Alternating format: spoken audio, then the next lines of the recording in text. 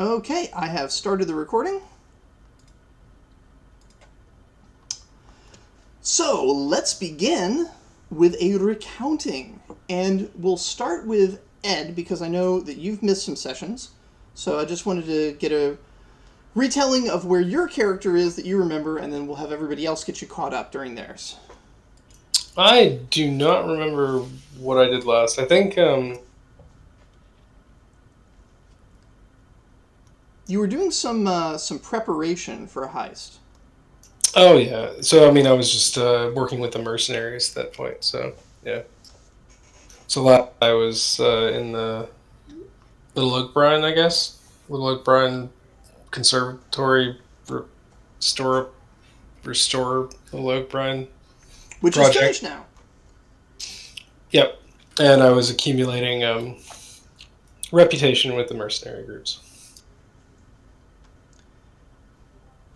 And reputation you had.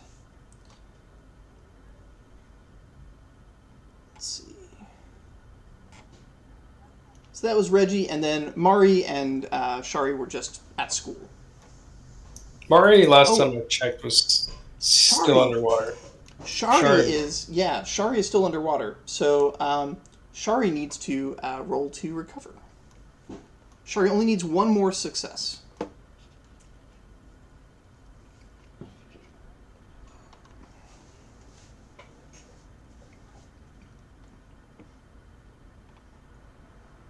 There. Was that rolled in session? I rolled in the wrong place, but yeah, it was in the Okay. palace. Okay. A success. All right. So Shari is recovered now and can come back this session to do things if you wish. And that may prove very useful, as you guys might want an underwater team or some team members for parts of what may happen. But we'll get to that as we get a retelling from, let's go to Jackie. I was operating the magical pulley system. And, we had a malfunction with some of our equipment due to some ill thought out timing with our removal of our magical stickers. We had a bit of a treasure explosion on the roof, but using my incredible plundering abilities as Trumpy, I was able to recover all of the gold on the roof. It is a wise lesson that anytime I just let you have something for free and then smile, it's because I know something's going to go down. Very good. Yeah, your heist was successful.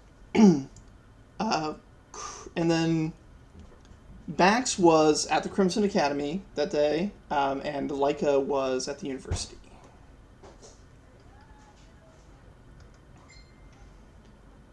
So don't forget to give Bax and Leica their experience point. Kristen, what was Francis up to? Are we going all the way back just at the beginning of the hike?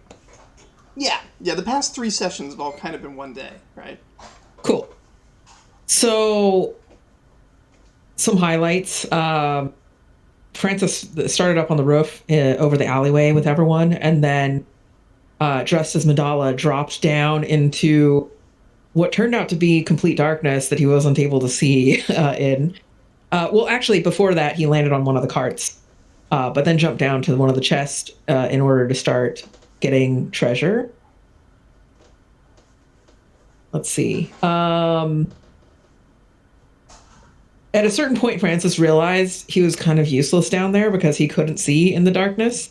So he literally just was like following along the wall until he got back to somewhere where there was some visibility. And then he blinked to the roof where eventually he helped with cleaning up the coin explosion that Jackie mentioned.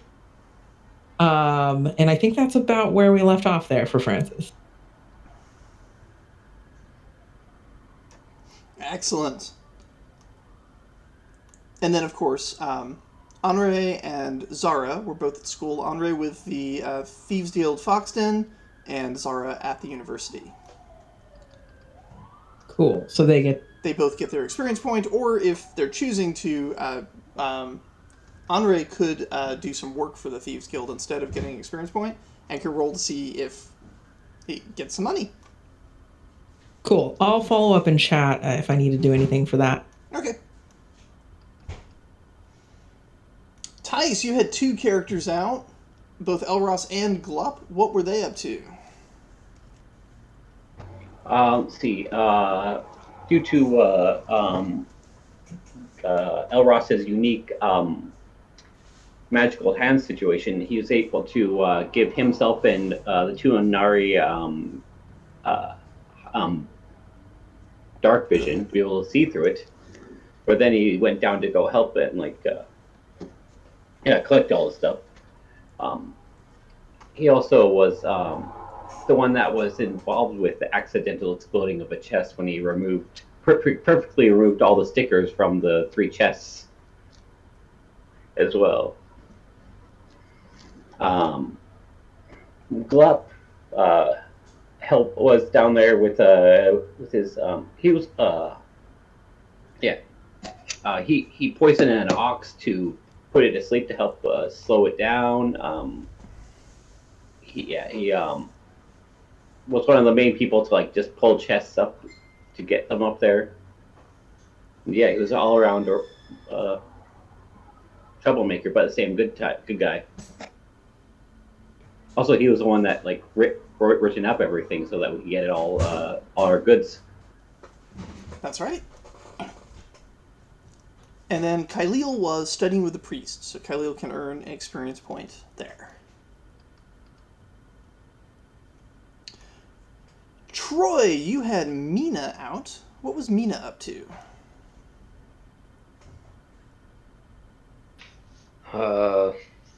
Something magic rope.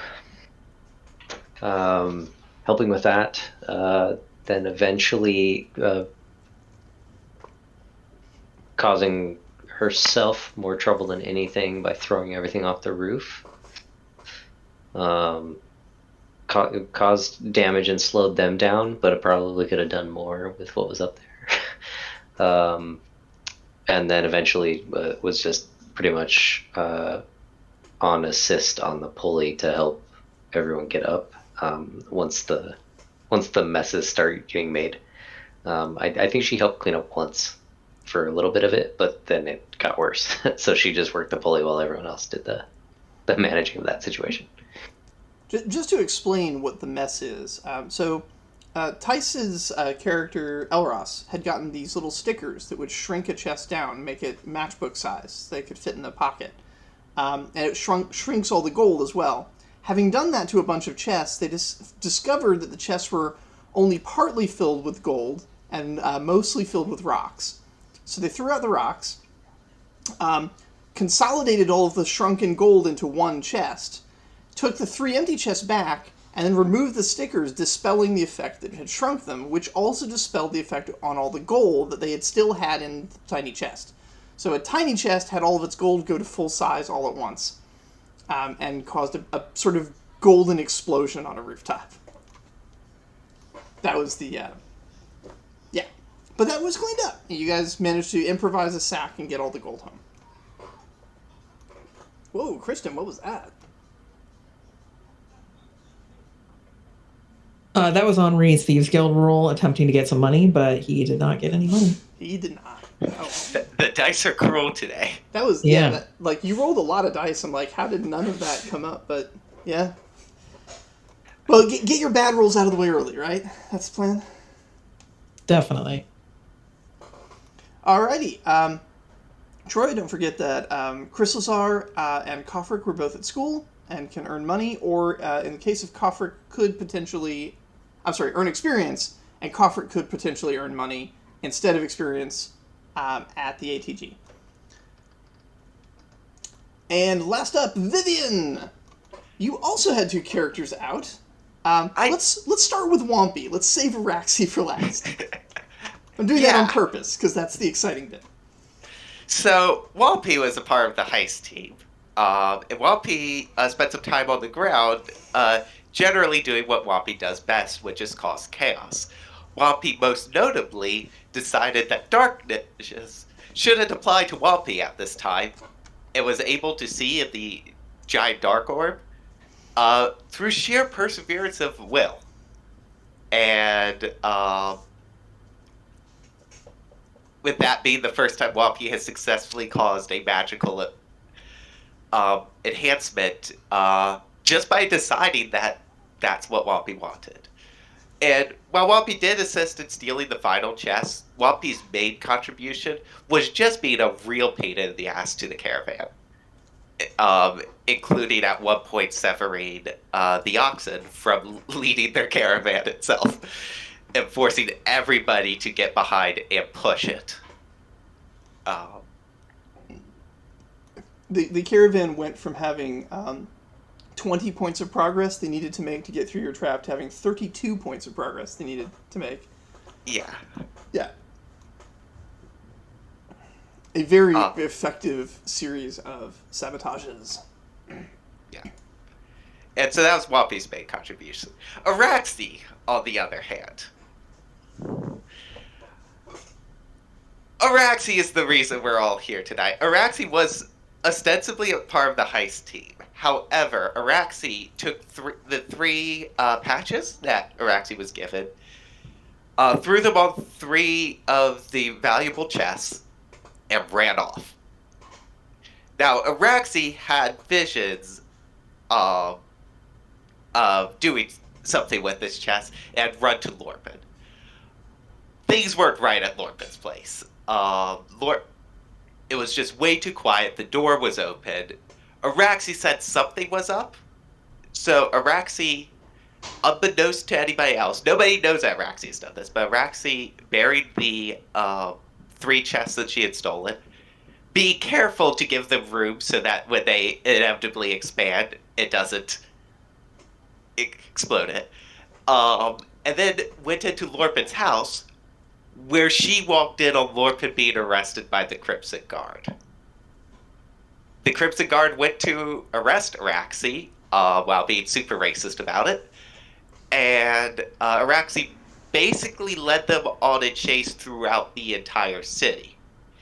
Araxi escaped the first time, however, nearly in her attempt to get to the ocean where she would be safe, was caught and had the shit kicked out of her. And by that, I mean Araxi has 19 points of tax at this moment. It was knocked unconscious and presumably arrested. Correct. Which leads us to today's adventure, but rewinding a bit, because you guys did something really, really exceptional. And so, and don't forget, Nest was at school, got an experience point. Yeah. All was the at characters school. that... Actually, if I may interrupt Sure. real quickly, I want Nest to take the test to get into TU01 preparation methods, which is just cast a learn spell. Okay, go ahead. If I do this learn spell as shield, can that count for both tests? Yes. Okay. And what's the roll for this again? I believe it's just your... Magic potential. Just your magic potential, yeah. Alright. I don't... How does esoteric memorization work again? Oh. Oh. If you have esoteric memorization, then I have a character point to use this. Yeah, so esoteric memorization, you prepare the spell ahead of time, and then you don't have to roll for it. Alright. I'm going to use a character point to continue that progress, just to get to that class and the combat safety class, and just show up and cast shield then. Yeah, your professors are super impressed. They all use memorization. That's like a standard thing for them. So to see a student using it, they're thumbs up. They're like, that is the correct way to go about this. Good job. Keep studying. Yeah. Yeah. And basically, I assume that I could do this where I've spent some character points on it in the wild, and then just spent the last character point to get it In the school, yeah. That's fine. in the school. I could do that? Awesome. Totally. That was my plan. Let me make sure that the university is updated, or actually, if you could just update the class to add yourself to its roster. Yeah, there you go. Yep. I'm going to do it for both combat safe, spell safe. Excellent. So, oh yeah, Crystalzar's going to do training.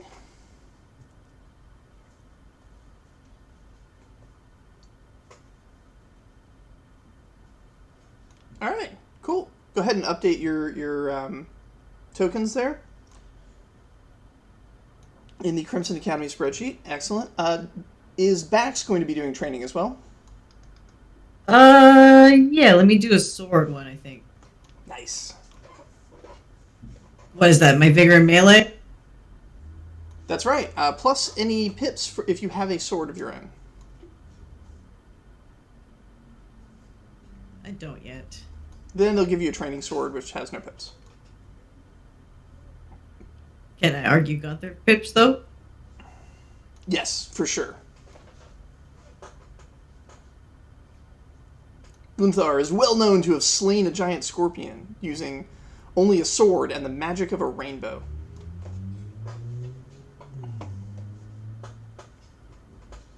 That looks like a success to me. Oh wait, is a sword one 3 or 4? The basic sword's 3, Okay, yep. if that's what you're doing. Yep. Very good. Go ahead and update your Crimson Academy tokens there. Question: can I learn something on the day that I pass the test, or do I have to re-attend the class? You can't attend the class on the day you take the test. Okay. Yeah. So I've showed up and I've done the test, and then tomorrow I can go to the test. Correct. Okay. Except today, obviously, we're doing something different. Yeah, the character might be out on an adventure today. Yeah. But anyway, let's see. Did anybody else need to take care of anything at school for their characters? Any other tests anybody wanted to take? No. All right, cool. The characters that were out on the adventure today. Oh, and by the way, I think, Ed, I did message you that Reggie got a cut from, or like a payment, basically, from the mercenaries. Did you get that? Yeah, I saw that. Okay, cool. Just make sure that you have that money available to you for shopping. Yeah. All right. So the characters that were out during that adventure from the previous day, those characters, if it was a single character, they get a renown. You guys have become kind of famous for this. It was a big heist. It was a big deal, a big event within the city. And so those characters get a renown. If you had 2 characters out, you do have to kind of split the renown. But you can split it up into 3 character points and distribute those between your characters however you like.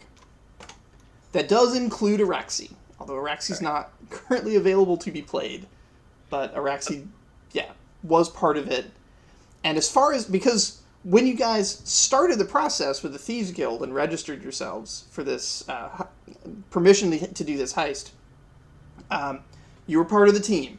So their records show everybody participating. And that may be really important this session.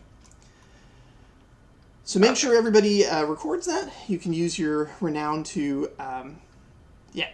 either become character points or experience points or boost a variety of things, including your resources and connections. Speaking of connections, actually, let's see if I can find out on the actual website thing if the leader of the Fox Guild has a name.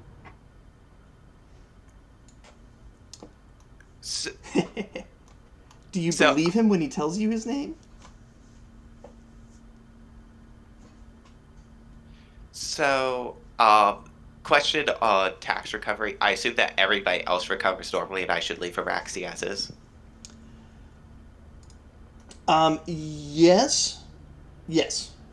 Okay. But when you all wake up in the morning, Miss Maybell is receiving news about Araxi from a Thieves Guild operative. The situation in the city has changed radically overnight. the previous day, some shenanigans went down at the courthouse regarding who has the right to have access to this shipment of stuff coming through from the mining cooperative. And in that process, it seems like pretty much every guild became enemies with every other guild. Accusations are flying back and forth of various improprieties, attempts at trickery, stealing, underhanded dealings. And this extends way beyond just the usual Thieves Guild rivalries with Rights and Properties Guild or the Crimson Guard. This is the Fishing Guild is involved. Everybody's involved. It's really wild. So this is not a very cooperative environment like the city often usually is. In any case, the Crimson Guard is not the ones who inform Miss Maybell about the Araxes' arrest. It is the Thieves Guild. And they are doing so in sort of the manner of someone tattling on the wrongdoings of someone else. It seems like they might be actually trying to start some shit. But Miss Maybell takes the news and she gathers all the kids for breakfast and says, all right, listen up, everybody. I need to do something very important. I need to go get Araxes. I want all of you to get ready for school, but not go. This is important. Get ready, but don't actually go to school. I want you to wait here in the front room where you can be seen through the windows as ready for school, but don't go to school. And keep an eye out. You'll see somebody spying on you. Once they leave, I want you to then go out into the city. Go shopping. Have a fun day. Don't go to school. Does everyone understand? Yes, Miss Mabel. Yes, Miss Mabel. Excellent. Now, some of you, I'm going to want to come with me. Bax, Chrysalisar, can you please dress up for your Crimson Academy classes and come with me? And I'm also going to need some volunteers. I need somebody to go and get Miss Willica, and I need somebody to go and find a news agency and get them as well. And I want whoever's going to do that, you guys figure out who you're going to be. I need the two of you to coordinate so that the two of them arrive at the Crimson Guard barracks at the same time. So they meet at the front of the barracks. If one of them arrives before the other, we need to somehow delay them, get them to arrive at the same time. Can two of you do that for me? Nest immediately sticks their hand up. She looks at Nest and you see her hesitate because she knows that Nest is a good leader and a good caretaker and might feel more comfortable if Nest is staying behind taking care of everyone. But if Nest wants to volunteer, she'll let you.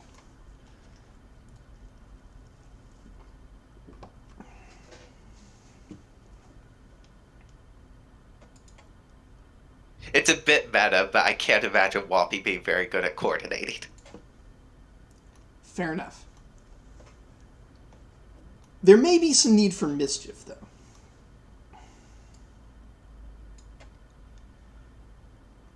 She says, okay, I'm also going to probably need somebody to come along with me to the academy. In addition to Bax and Chrysalisar, I think I'm going to need somebody who can maybe do a little bit of stealing.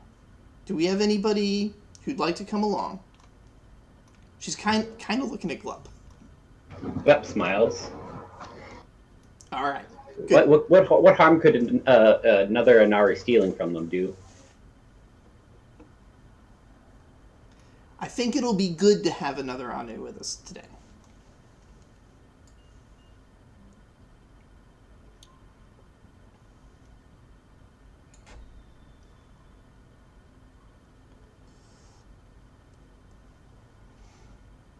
Alrighty, let's just go through right now. So, Jackie, she has asked Bax to come with her. Are you going to comply?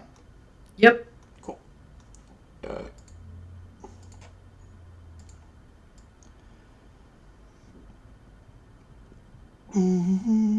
Troy, she has asked Crystal Star to come with her. Are you going to comply? Yeah, that's good. Excellent. And it sounds like Glup is also on the team. Cool. Thank you for doing that, Tice. So that brings us to... Let's see. Oh, and yeah. Probably Nest. Probably not Wompy. Is that fair? Yeah, It's not going to be a terrible idea to have somebody who can cause a little bit of mischief on this, but it's totally up to you.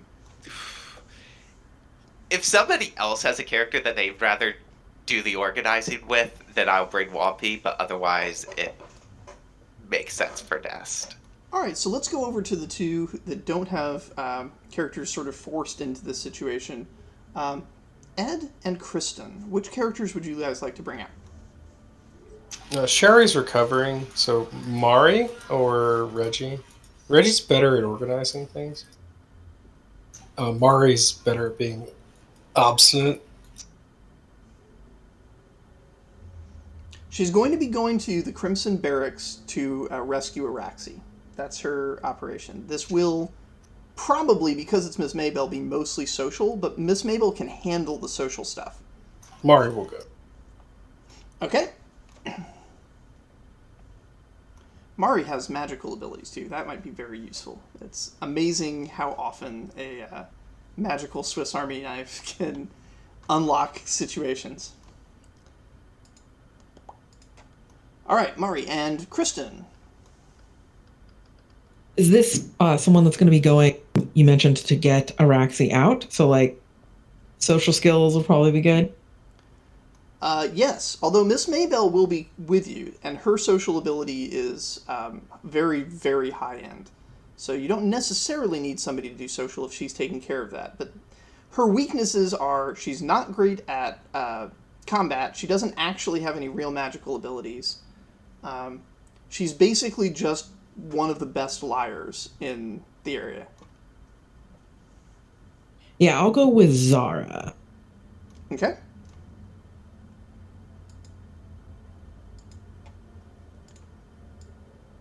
So between Mari and Zara, do you guys feel like you have enough organizational ability to try and get Willica and a news reporter and time their arrivals to show up at the Crimson Guard barracks at the same time? Or do you guys want Nest to help you out with that? Discuss. Mari has no idea where to find either of those people.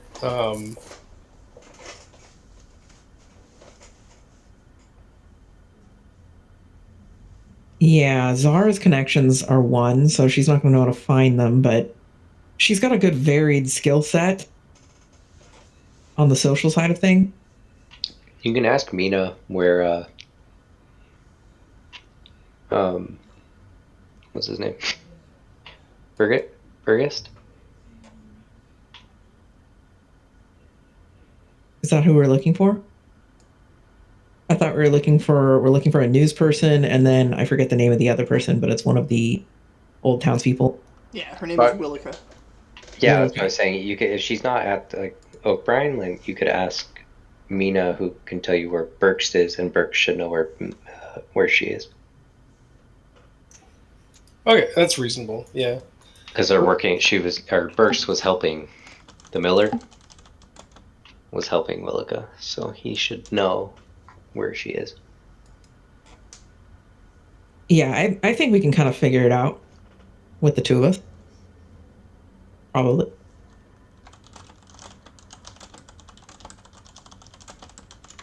yeah. If you two are confident that you can figure it out, Nest will stick with the kids that are staying home to make sure they follow Miss Mabel's orders, essentially. And then Wompy will come and be Chaos Child. Cool. So the kids that stay at home, they're not going to be going to school today, but they are going to get an opportunity to go shopping. So if you want to distribute money amongst them or somehow figure out like what you want them to have access to, take care of that. I know some of your characters are now fabulously wealthy. And then at the end of the session, we'll take care of what they get in their little shopping trip. And everybody else will be coming with Miss Maybell. She does send somebody upstairs to her room to get Coddle. And basically tells Coddle, go get your brother and bring him back here to just keep an eye on the kids. And, then she heads to the Crimson Academy with you guys. Two of you break off. So, who's heading to get Willica from the the little Oakbrine village? Little street shop area.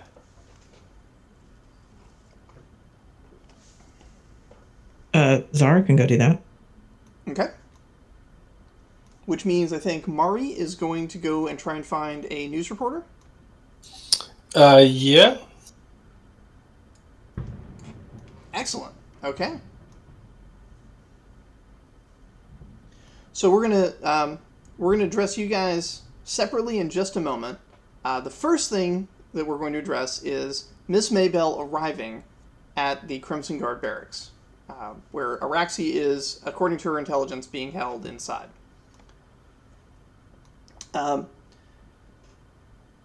About a block before she gets to the barracks, you see her kind of reach inside her clothing and pull on some threads, and her clothing starts to look disheveled, like ruffled, like she's had a bad night. And she approaches the guard to the entrance of the barracks, looking like a poor, harassed woman that is just doing the best she can. And she says, please, you need to let me inside. One of my children was arrested. The guard does not want to let her in, but they make opposed rolls.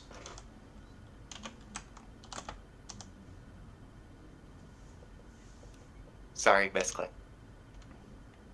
This is the guard's roll.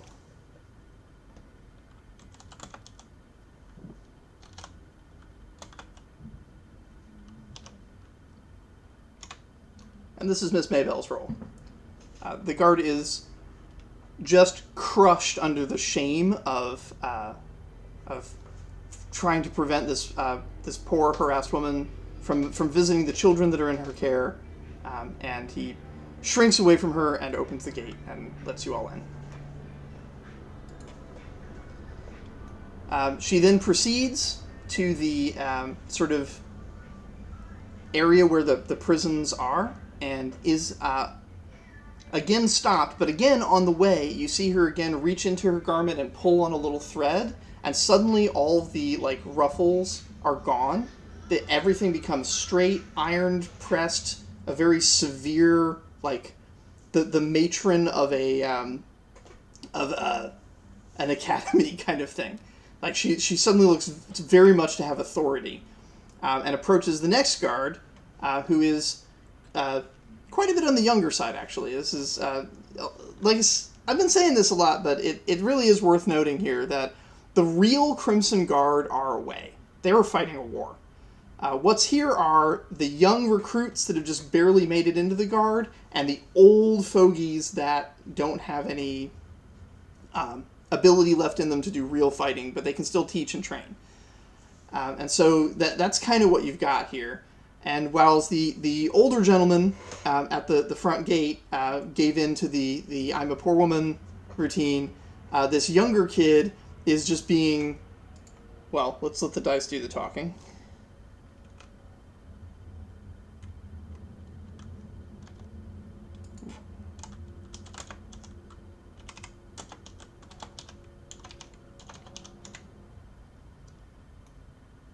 Okay. That actually is possible for him to resist. We'll find out.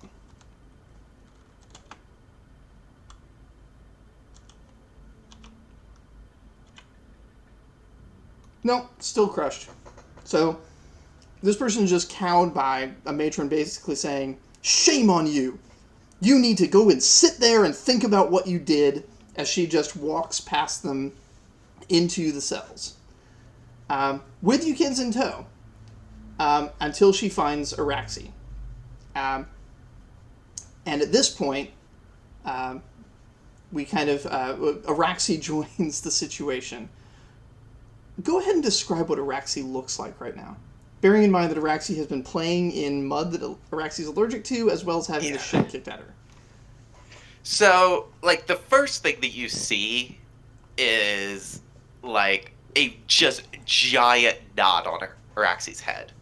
Like, it looks like Araxi's been smashed over the head with, like, a brick.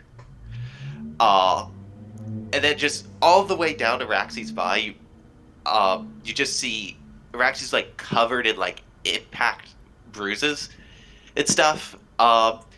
Interesting. Like, Araxi does not look like Araxi can move their arms very well. Interestingly, their legs appear to have escaped the worst of it. They're just all, like, scratched up and stuff. There's cuts from, like, crashing through. Like, it looks like you got cut on broken glass. There's no, like, real severe cut that you see.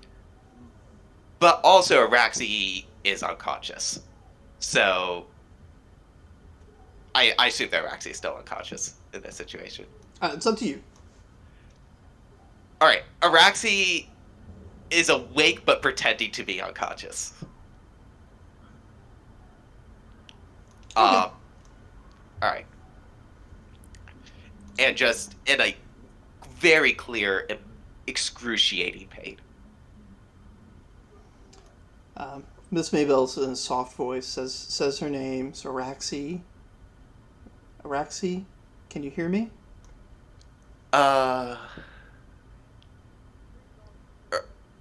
Araxi will, you'll see an ear twitch almost more because Araxi does not want to lift Araxi's head, but Araxi's like acknowledging. And she says, Araxi, it's gonna be okay. I'm gonna take care of this. I want you to know we're here, and we're not just thinking about you, we're doing something about this. And she stands up, and the expression that you all see on her face is, it's that burn the place to the ground kind of expression of an enraged adult. That does not really have the power to do what she wants to do. She wants to wield that magic that everyone thinks, or thought she had back in Oakbrine. But she can't. She doesn't have that ability. This place is built of stone and iron, and is soldiered by actual soldiers. We're going to cut now to... Can I have Araxi say, like, one thing? Sure. Araxi's going to, like, croak out, like, Lorped, and then thank you. Like, Araxi can't really speak full sentences, because, like, too much pain.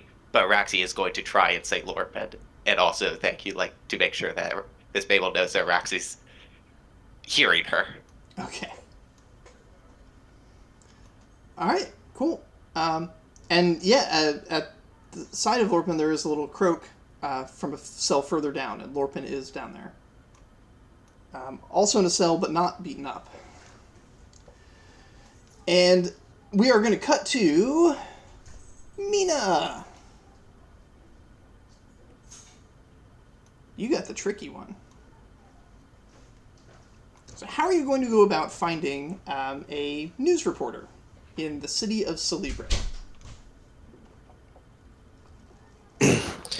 So I don't really know what news reporters are. I'm gonna go one. So I'm waiting. So I'm not staying in waiting in my school uniform stuff, right? I'm going Right. out with. Okay. I'll split off and I'll head in a random direction towards the city center. I'll head towards like the little sort of market area, and then I will just find a person who looks helpful, and say, "I'm looking for someone who does news reporting." Okay. Go ahead and make a connections roll.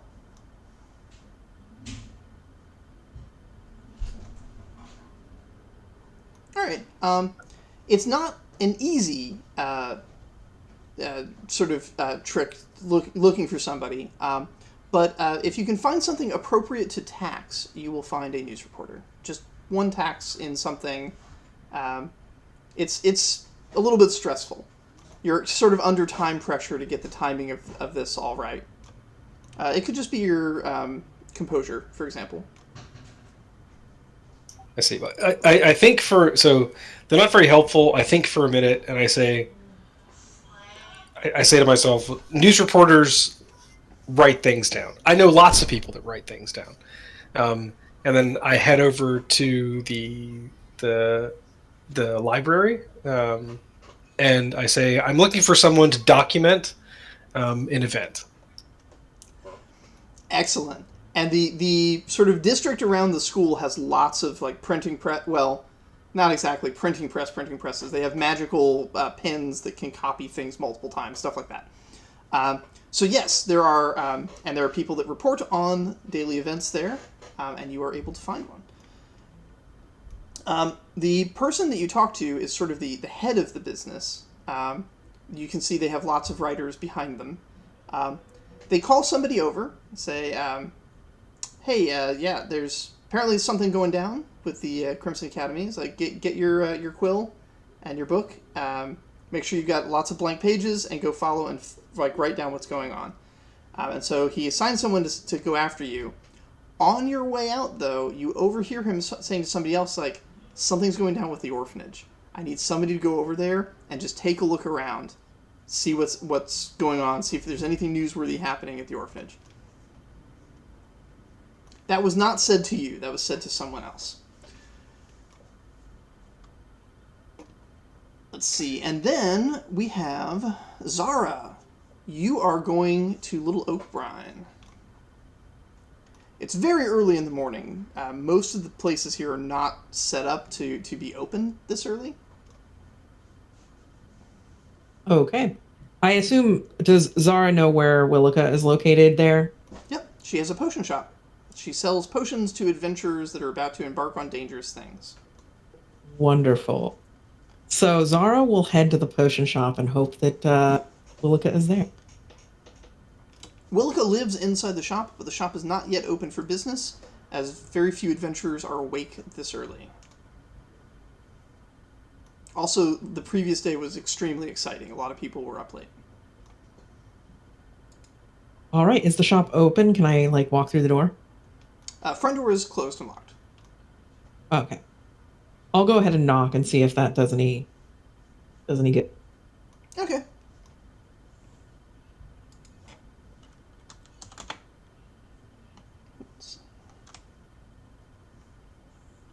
Do I need to roll? I'm doing a perception check for Willica. Okay, cool. And she is hungover, so she is not at the full threshold here.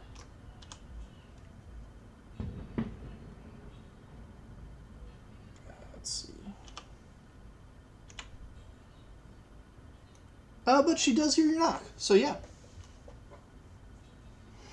It takes a little bit of time, though. So, yeah, you were originally going to try and time everything. You've been delayed a little bit. As Willica is slow to answer to your knocking, but eventually gets there, rubbing her eyes. Says, "What's going on?" It's one of the kids. Yeah, hi. What's that? On a meta level, what time do I need to get her to be there? Great question. How are you and Mari organizing this? Well, I'm hoping that Miss Maybell, when she instructed us to do this, said a time that she was hoping, and she just said to make sure they arrive together. Oh, okay. And she wants them to arrive at the same time. Got it. In that case, maybe we can rewind to... Is it Mari, right? A rewind to a scene with Zara and Mari where we've actually coordinated in advance, because it's going to be probably hard for us to get these people to arrive at the same time if we haven't aligned in a time. I mean, my plan was to take them kind of around the corner where I can kind of see the entrance to the Crimson Guard, and then just talk their ear off until you show up. Got it. Cool. So we're actually doing a rendezvous. Let me get Willica and bring her to you. Is that correct? Yeah, that sounds right. All right. Cool. In that case, we can go back to the scene with Willica and Zara. Zara will say to Willica, I come with an important message from Miss Maybell. She actually had me skip school today, which is a really big deal, so that I could deliver this message. Something very important is happening, and we need you to join us. We're going to be heading to the courthouse. To the Crimson Guard barracks. Oh, sorry, wrong place. Crimson Guard barracks. Willica's barracks. Oh my goodness. Okay. Do you know what happened? Do you have any other information? Anything I should bring? The only other information I have is that she also requested a news person be brought with us. So I don't know if that helps, but that's the best information I can give. Are you going to tell her that Araxi is missing and never came home the previous night? I'm just wondering if Zara will put that together. Did Miss Maybell mention that? Yes. She said, we're going to go rescue Araxi. That's what she said. Okay. Yeah, in that case, yeah, Zara will mention, so Araxi never came home last night, and Miss Maybell looks really concerned, and she mentioned that we're going to be rescuing her. Healing potions, then. Okay, give me just a second to pack up. She starts putting some potions into a bag. Let's see. She needs to make a memory check here.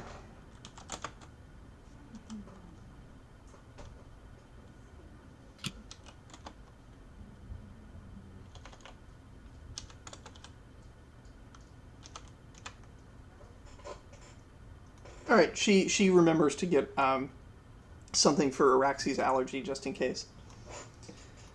All right, and you guys proceed. So let's see. Both of you were delayed a little bit. So actually, you do kind of arrive at the same time by accident. Okay. Excellent. That works for me. I was expecting there to be some discrepancy there, but yeah, Ed, you had one delay as you had a wrong stop, and Kristen, you had one delay as Willica is hungover and had some trouble getting going. So yeah, you're barely beginning to talk this reporter's ear off around the corner when you see Zara coming with Willica down the street. All right. Meanwhile, back inside the barracks, someone of significant authority has sort of come. You're not sure who they are yet, but they are of the older adult variety. They are looking kind of upset. They're like, I don't know who you are or how you managed to get past my guards. And then he sort of sees me and is like, oh, it's you. What is it that you'd have business here with? And Miss Maybell is trying to be as severe as possible with this guy, but it's just not working.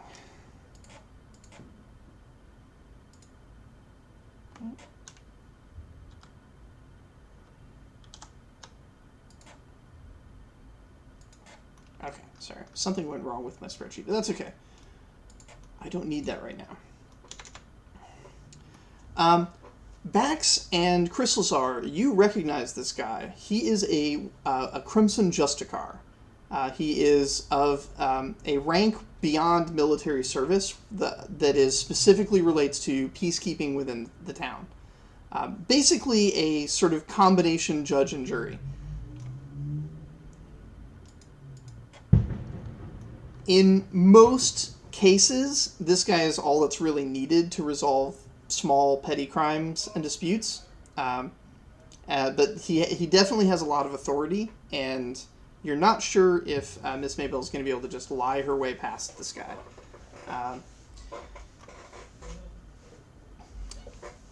But yeah, so she is demanding Araxi's immediate release into her care, and he is saying essentially no.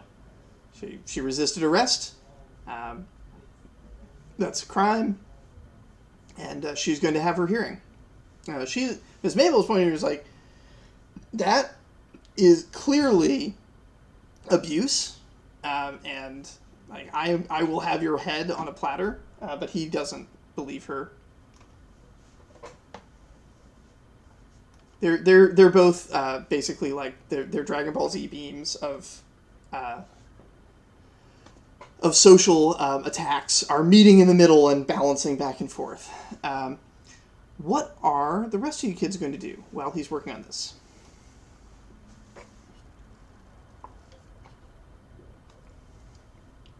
Ms. Maybell has, through her facial expression, essentially given you guys permission to burn this place to the ground, if you can find a way to do it. Who's currently there? This would be... so you and Ed, your characters are not there, but everybody else is. My immediate thought was for Whoppy to take Whoppy's hammer and just smash him in like the crotch or something, and try and steal the keys. This guy doesn't have the keys. It actually, the keys are outside. You guys saw them on your way in. They're being held by the guard at the gate that she... Not the front gate, but the entrance to this section of cells. The young kid that she overpowered by looking like a older matron. She basically looked like the woman that this kid had his knuckles wrapped every time he got a math problem wrong in school by.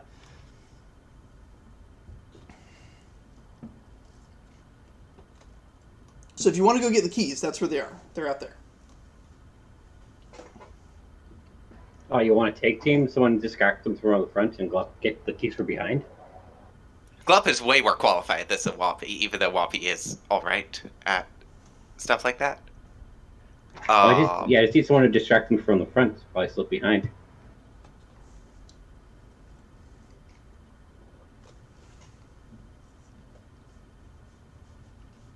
All right, if you guys are going to leave, you're going to go past the Justicar. That's going to be a stealth check.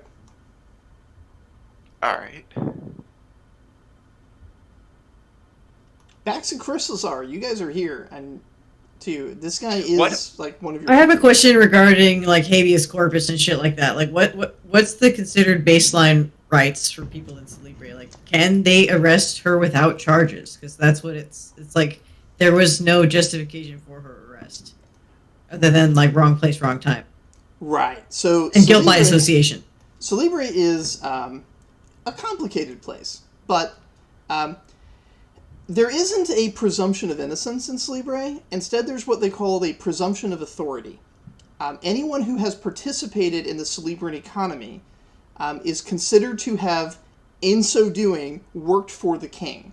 And therefore their words and actions, they speak and act with the king's authority as a participant in the king's economy. So generally, when you have a dispute like, I want to steal this apple versus I don't want you to steal this apple, that is considered a civil matter, not a criminal one. And it is generally agreed upon that a professional judge will adjudicate who the apple rightfully belongs to based on Celebran law. Those judges they're private citizens. They're basically working a job like a type of mercenary. And they handle those sorts of minor things. Justicars are basically sort of a guardsman version that is intended to handle things that are a little bit above that. Now, they will enter into situations where either violence is part of the equation, right? So it's not, I stole your apple, it's, I beat the shit out of you and stole your apple. Or they'll enter into situations in which the right of your authority, your right to speak with the king's authority, having participated in the economy, is in question. And if it is demonstrated before they'll have a trio of magistrates, who are people that are appointed by the king to speak on the king's behalf. A trio of magistrates, if they are convinced by the Justicar to strip someone of their right to give themselves permission to exist within the city. Then they do not have permission to exist within the city, and the Justicars are then allowed to either imprison, arrest, or execute them. It's very different from our modern systems. Araxi being this badly beaten is, pretty bad, but Araxi probably will get off without actually going to a full and formal trial. They will probably hire a judge and have the judge adjudicate, and the judge is going to find that Araxi was in the process of executing a legal taxation of the mining cooperative. But you don't really know like what Araxi's being accused of yet.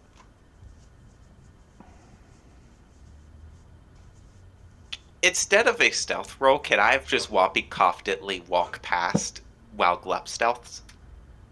Yes. I don't know if you want me to make a roll for that in particular, but because Whoppy's not trying to do anything other than walk by. No, there's no need to make a roll. That is a distraction. He sees you walk by, he says, "Hey!" And he tells the guy at the outside the door, he's like, "Grab that kid." Distraction accomplished. If you want to struggle, you can maybe create some helper dice for Glup for stealing the keys. Glup still needs... I mean, I'm going to kind of run around and just, like, be a tiny halfling that's a little slippery. But Okay. I assume that would be just athletic. And I assume those 2 successes, that was Glup's stealth? Oh, yeah.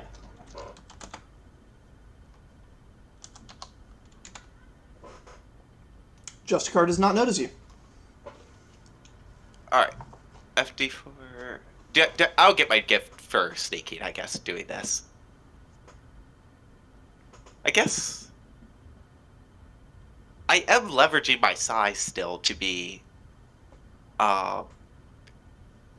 small.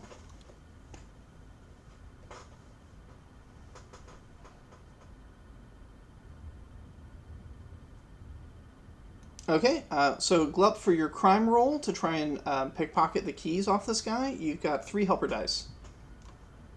As Whompy makes it impossible for this guy to pay attention to anything else. Also, Whompy's got the guy, like, bending down and... Oof. Dice are being mean today.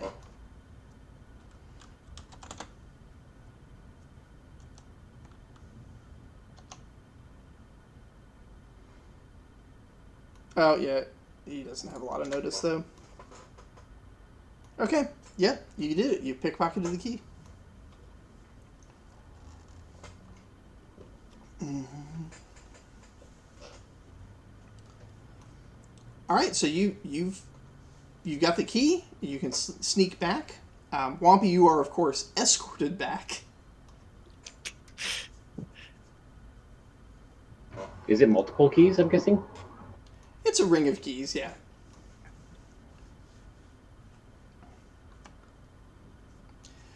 So Miss Maybell is in the process of basically having just a verbal assault with this guy.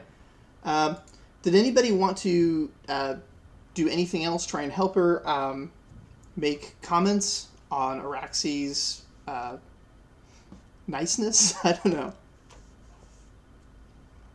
Miss Mabel's about to make her roll against the Justicar. Like be a character witness. Yep. Sir, Mr. Raxi is actually a wonderful contributing member of our society. And, in fact, she's actually here to act somewhat as a diplomat for her people. And I think this is just a great misunderstanding. Miss Mabel needs to get 7 successes on her roll. So that is a great roll. Go ahead and make... yeah, you see, you're wearing your Crimson Guard little patch that says you're a member. Make a persuasion plus empathy, and you can add those to her dice. Fax has an empathy of 1 and no persuasive skills.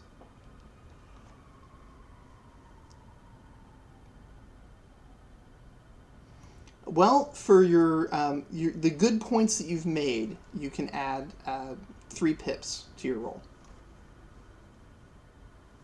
Oh, Ouch! Devastating. You get a kid. You don't know what you're talking about. You've got a lot of training yet to do. can Araxi do something? Yes. Araxi. Everybody will get a chance to do one thing before Miss Mabel makes her roll, except for Wampy and Glup. They've already done their thing. I want Araxi to like cough and like spit up some blood, just to draw attention to the fact that this is a child that is beat to shit. I have no idea what kind of a role you... I guess performance, kind of, except you actually are beat the shit out of.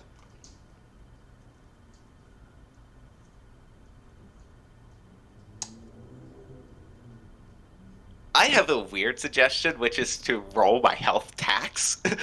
I am thinking about that, yeah. I have 7 tax in my health. Okay.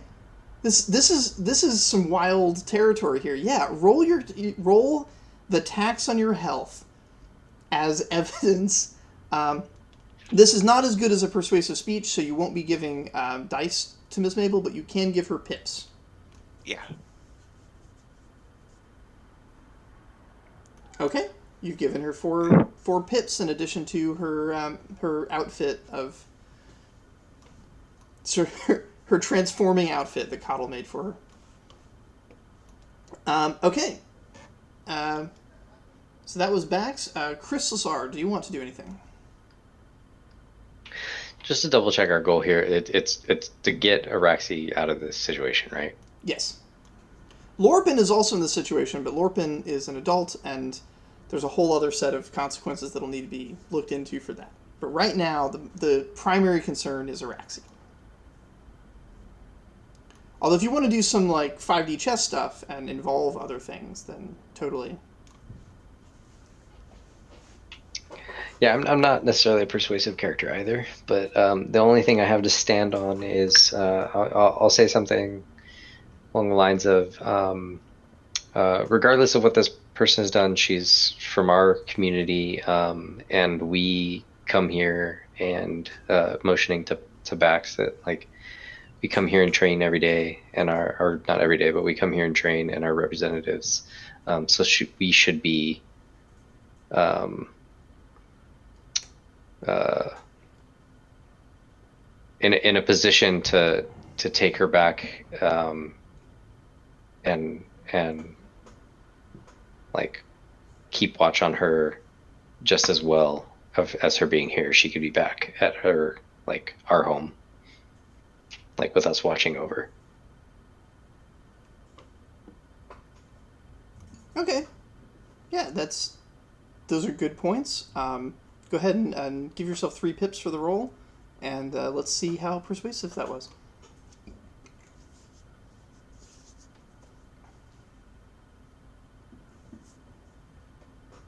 Successes for this will mean dice for Miss Mabel. Miss Mabel rolls 14 dice when she's lying, but she only rolls 10 when she's telling the truth. So she could use all the help she can get.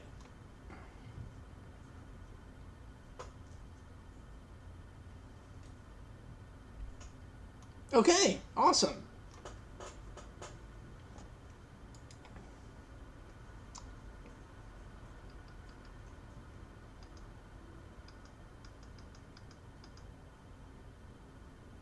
All right. So now she's going to make her roll. That's 11 dice now.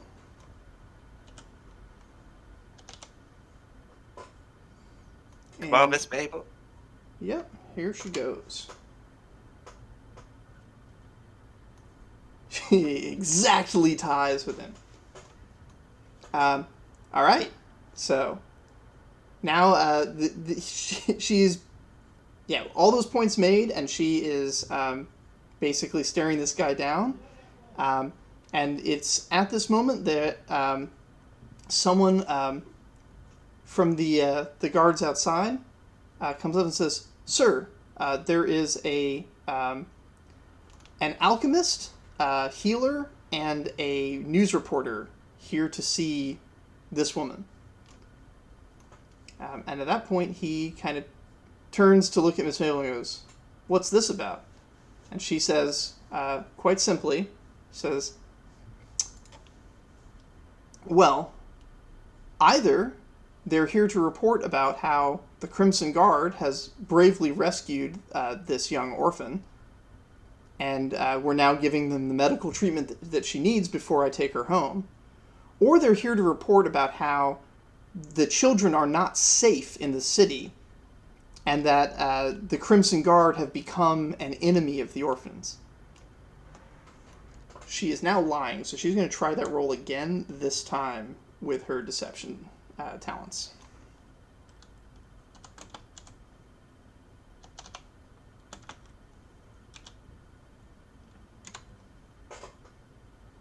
Oh my god. When she can lie, she is powerful.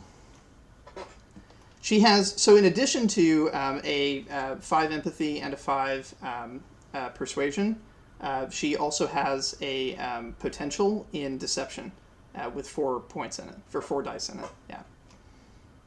Good lord. And so with that little lie, he gives in. She holds out her hand and says, "Keys, please," but she's not holding it out to him. She's holding it out to Glup. Glup will just hand them to her. You see him, like, taken aback, like, psychically injured by the fact that she already had, basically, access to the keys.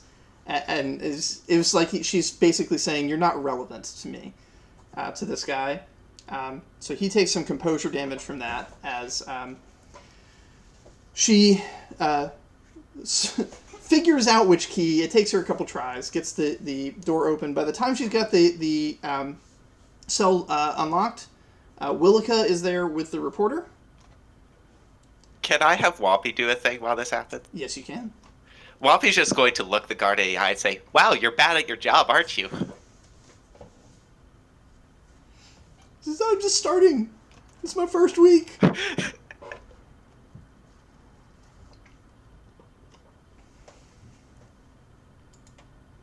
The guard is probably only about 4 years older than Bax and Chris are. It's like, yeah, very early in their career. All right. You guys have grouped together. Willica is going to be spending some time attending to Araxi. She's not willing to move Araxi out of the cell yet. But the situation here has calmed down a bit, and the Crimson Barracks is not actually a high-security facility outside of the prison cell. So you kids can wander around a little bit. Bax and Crystalsar, you guys know this place well. Like, you come here to train every day. This is your school. So you guys have a little bit of free time. A few cells down from Araxi is Lorpin that you can go talk to. And I would like everybody, now that the whole party is back together again, I would like everybody to make an investigation plus focus check, or investigation plus perception check, I'm sorry. Investigation plus perception, see if anybody can beat a 3.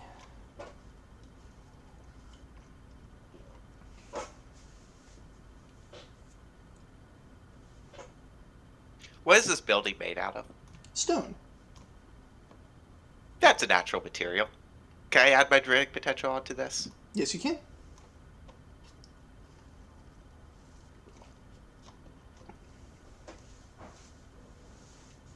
I rolled a single success. Good effort.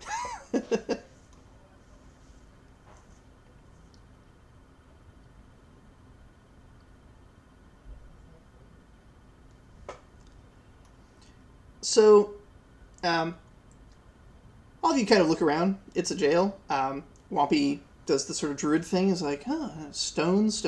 One of the cells, there seems to be like sort of an empty space that you don't quite understand. But then Mari just kind of looks and points like, "Oh, it's that guy." And As Mari, you see the man who was arrested in the original Oakbrine village for being part of the cult that was trying to attack you kids when you first arrived at the village. He is here. He is still in a cage that's suspended up off the stone.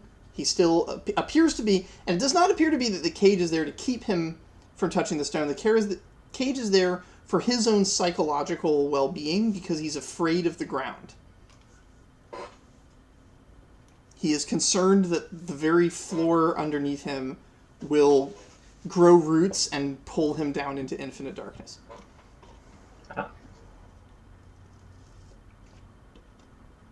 So the cage doesn't have like bars on it or anything. It's just kind of like it's got 4 sort of posts on the sides.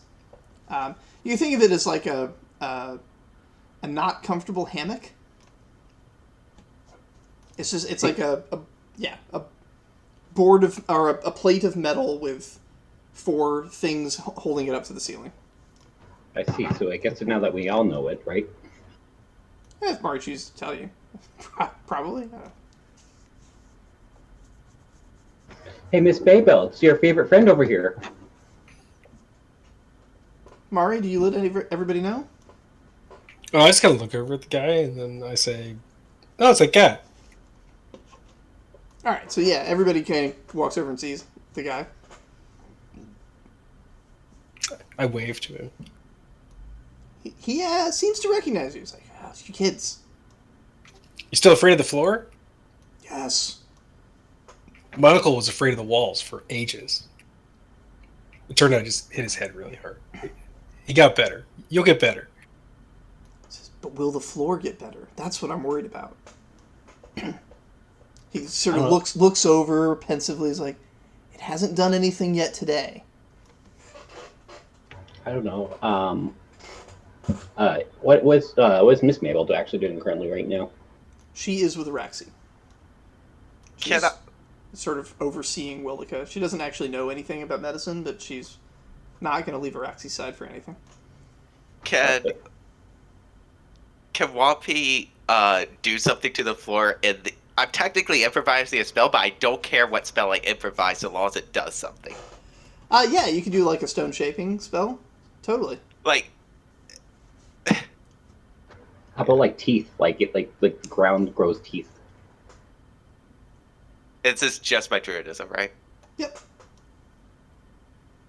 And it will tax your druidism by 1 to do whether you succeed or not. Yeah.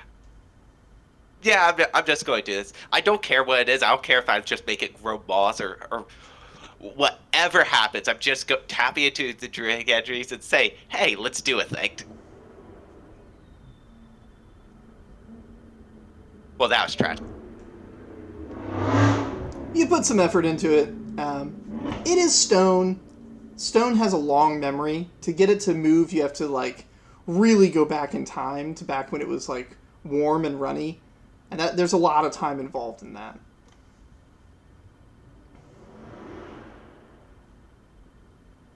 Magicking stone is a little trickier than magicking plants.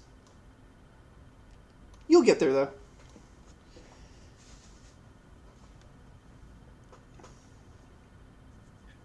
Swamp just goes, boo, that would have been funny.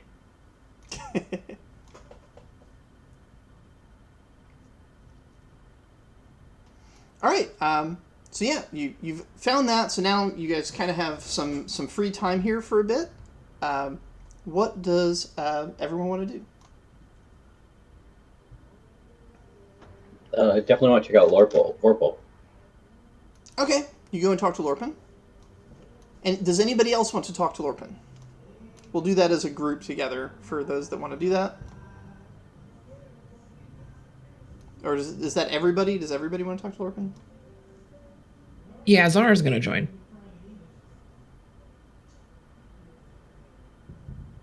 Yeah, Sure, two? Wampy will as well. Seems like a good plan. Sure. Ed, does Mari want to talk to Lorpin?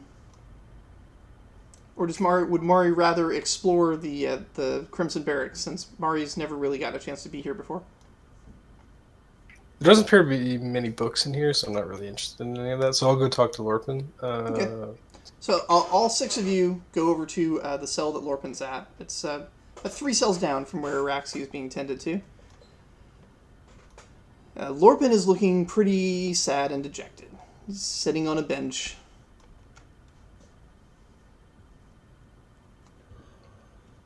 There's a cot and like a hole in the floor for waste disposal, but it's pretty basic here.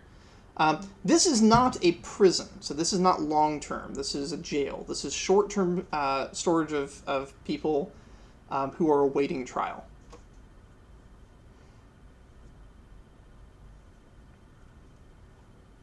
If convicted, then Lorpin will go to a long term place or be executed, depending on the nature of the crime, whatever's going on.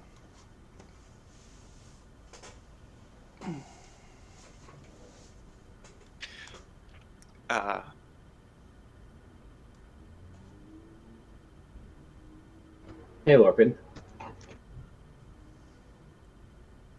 Lorpin looks up. He can see through the bars that Araxi's being tended to. So he's like, all right, good to see you, kids.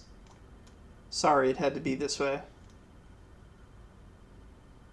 Whoppy says very hushed, "We're here to get you out." Lorpin smiles and says, I appreciate that, but the only way I'm getting out of this is during the trial.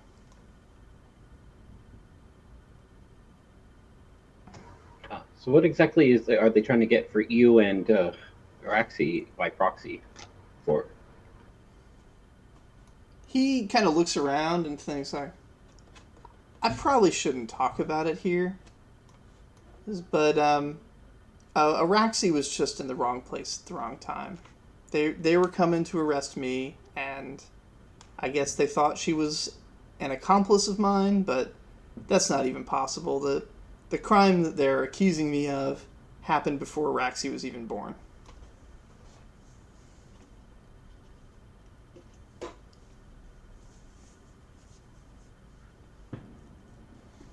I wish Araxi had just gone in peacefully, because as soon as we're before a judge, it would just get thrown out. There's not enough time, right? Araxi's too young to have been alive. Could not possibly have been part of it. He sort of shrugs and is like, but what they did to her was inexcusable. Hopefully they'll face some justice for that. He doesn't sound like he thinks that that's going to happen, though. It sounds like he's sort of resigned to they were assholes, they're going to be assholes. Right now he's just sort of focused on himself.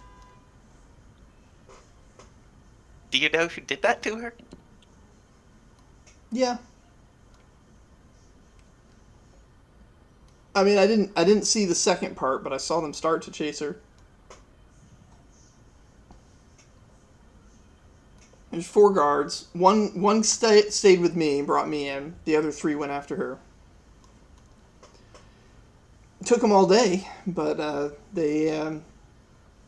guess they laid an ambush of some sort.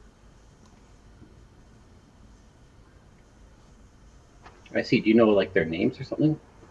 Oh, Or no. But I'd recognize them if I saw them again. Can you describe them? Sure. He gives you 3 descriptions.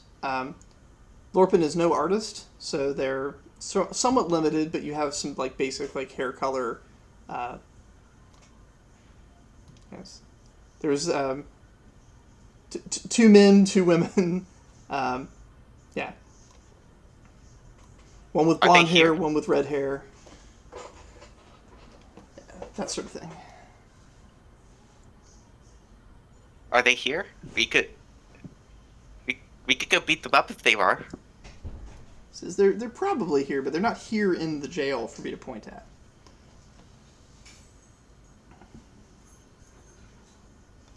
Besides, trying to beat them up, you'll just end up like Araxi. They're trained. They're not. Yeah. Oh, I don't plan on beating them up. I've got something even better. As a Glup smiles. Says if you kids want to help, you could maybe do some research on the case and help me figure out like exactly what I can do. Well, what exactly is the case? 'Cause, yeah. Says, well, and again he looks around. He's like, I'm not sure if I should talk about it here. I maybe ask the Justicar. And when the Justicar tells you what the case is, you can use that information to try and help me form a defense.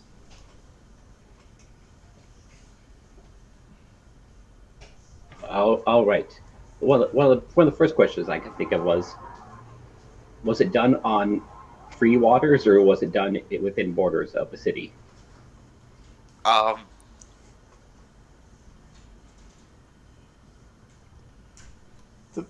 So you can go ahead and make kind of a cunning plus scholarship check if you want to kind of get an idea as to why he might not be telling you. Okay.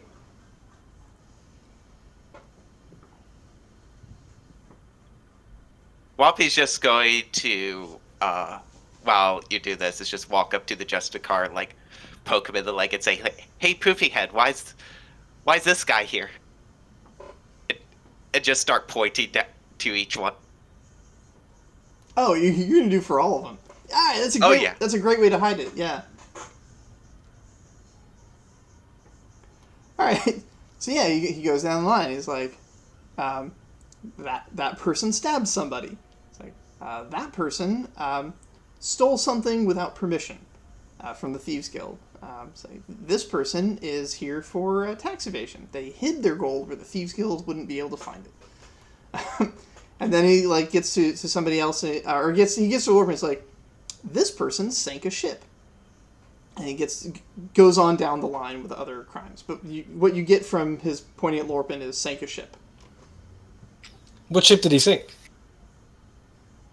Oh, he sank a beloved ship, one that all the sailors loved.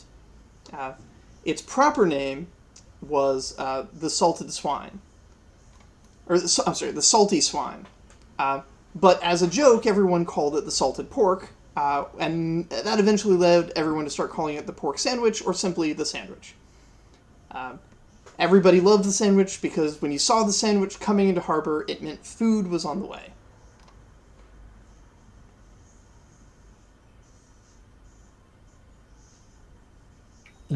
Why did he sink a ship with food on it? Indeed, it was a heinous crime. Should not have done that. Remember, kids, don't sink ships. But I mean, there's a war on, so like ships are sinking all the time. Oh yes, sink Corlanthe ships all the time, but don't sink Celebran ships, he says. But Celebrans sink Celebran ships all the time. Before the Fishing Guild, I was told like the Teamsters Guild and the Rights and Properties Guild and the Mining Cooperative, they sank all kinds of stuff. They had lots of disagreements, yes. I was told the Textile Guild burned down an entire field of food crop. Indeed, and they have been quite punished for that. He's treating you as a child, so he's oversimplifying a lot. But if you really want to press him, go ahead and make a persuasion roll, and you can see if you can force him to treat you like an adult. I have no persuasion, but I do know a lot about history. Okay, you could treat that as a scholarship. To behave in a scholarly manner as an adult 9.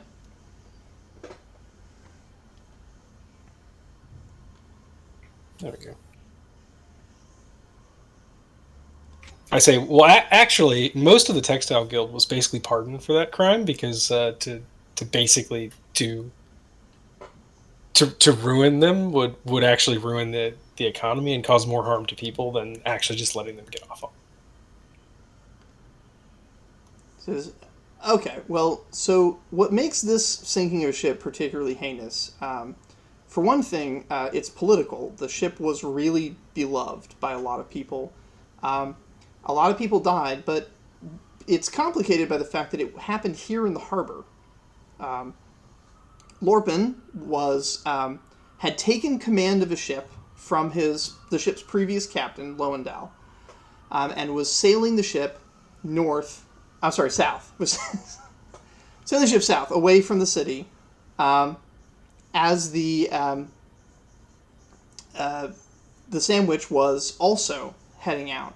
They were heading out towards the colonies. As Lorpin's ship left the harbor, but while the Sandwich was still within the harbor, Lorpin's ship turned and fired upon the Sandwich, destroying it and sinking it right here in the Celebran harbor. We believe that this was an act of aggression by Anu radicals that wanted to stop our supply of food to the colonies. But it had dramatic results. Not only were the crew on board the ship all killed, we were not able to, no one was able to get there in time to rescue them, even though they were right here in the harbor. Such was the devastation from Lorpin's attack. But the fact that the food also sank into the water, became unsuitable to send, meant that the colonies had a great deal of famine that year, as it took a while to get a backup supply of food ready to send out to them. So the harm that Lorpin caused was not just the sinking of a ship. It was murder and an economic level of devastation that hit the colonies as much as it hit the people that were on the ship he destroyed. Mari says, that does sound pretty bad.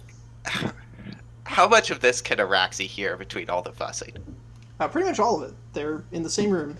How does it jive with what Araxi knows about Lorpin, I guess? Versus, what would have Lorpin told Araxi about that? You don't recall Lorpin specifically mentioning this incident, but you do remember Lorpin was paying off some mercenaries in the forests south of Oakbrine to basically not reveal some secret about his past to the authorities. Until Miss Mabel scared them all away. But yeah, there was an incident actually where there was an attempted kidnapping to try and extract more loot out of Lorpin because Lorpin was making those blackmail payments. You do know that Lorpin was a privateer, and you know that Lorpin did not only serve Celebre as a privateer. The stories told back in amongst the Anu are that Lorpin played Celebre and Corlanth against each other, taking privateering contracts from both cities so as to disrupt their colonization efforts of the Anu Islands.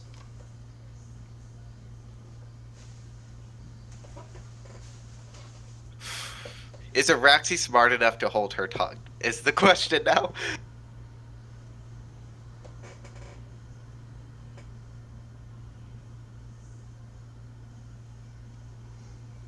What the Justicar says is since Araxi's Mina is Mari. God. How many characters are there? So many characters.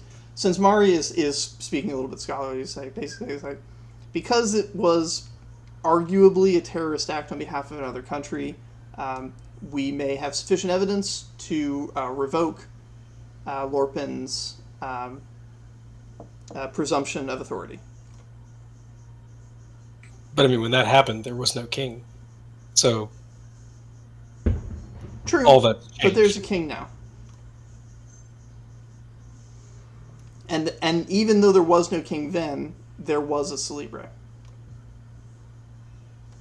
I guess that's true. Though Celebre is a different country than it was then, too.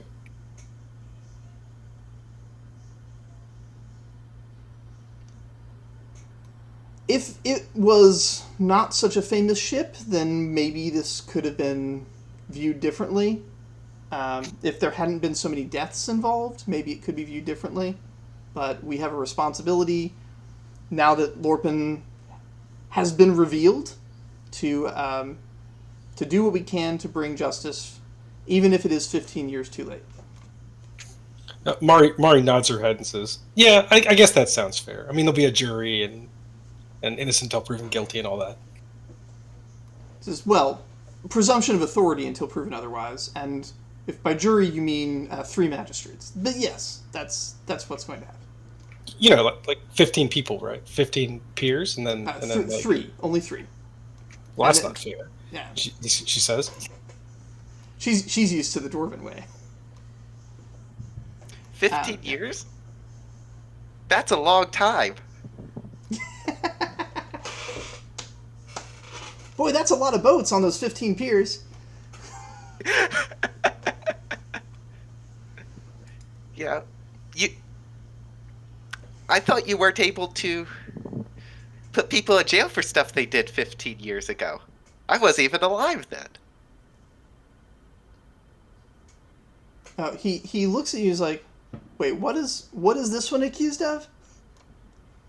He sends out a guard to go get paperwork, and over the course of that, eventually discovers that they were accusing Araxi of being Lorpin's accomplice. And he says, "Yeah, that's ridiculous. This child was not alive during the incident." And so he eventually signs the paperwork to have her released, but Willica's not ready to move her yet. So you guys still have a little bit more time. But yeah, once Willica moves, you guys will have a choice. You can go home with Willica and Miss Maybell, or you can stay here with Lorpin. Miss Maybell says, if you guys want to stay here and help Lorpin with his case, that's okay. Yeah. She looks at the justice card. He's like, he won't try anything. Looking at the justice card, like it's a fellow Anu. Like, this is outrageous. I want to know the names of the people that arrested my poor friend, my poor orphan over here. They beat the living crap out of her. At that point, the journalist perks their ears up and goes, "Wait, they what?" As the journalist had been fed a very different lie as part of Miss Maybell's balancing act of getting Araxi out of here. But with the paperwork signed, that balancing act may just completely collapse. So yeah, go ahead.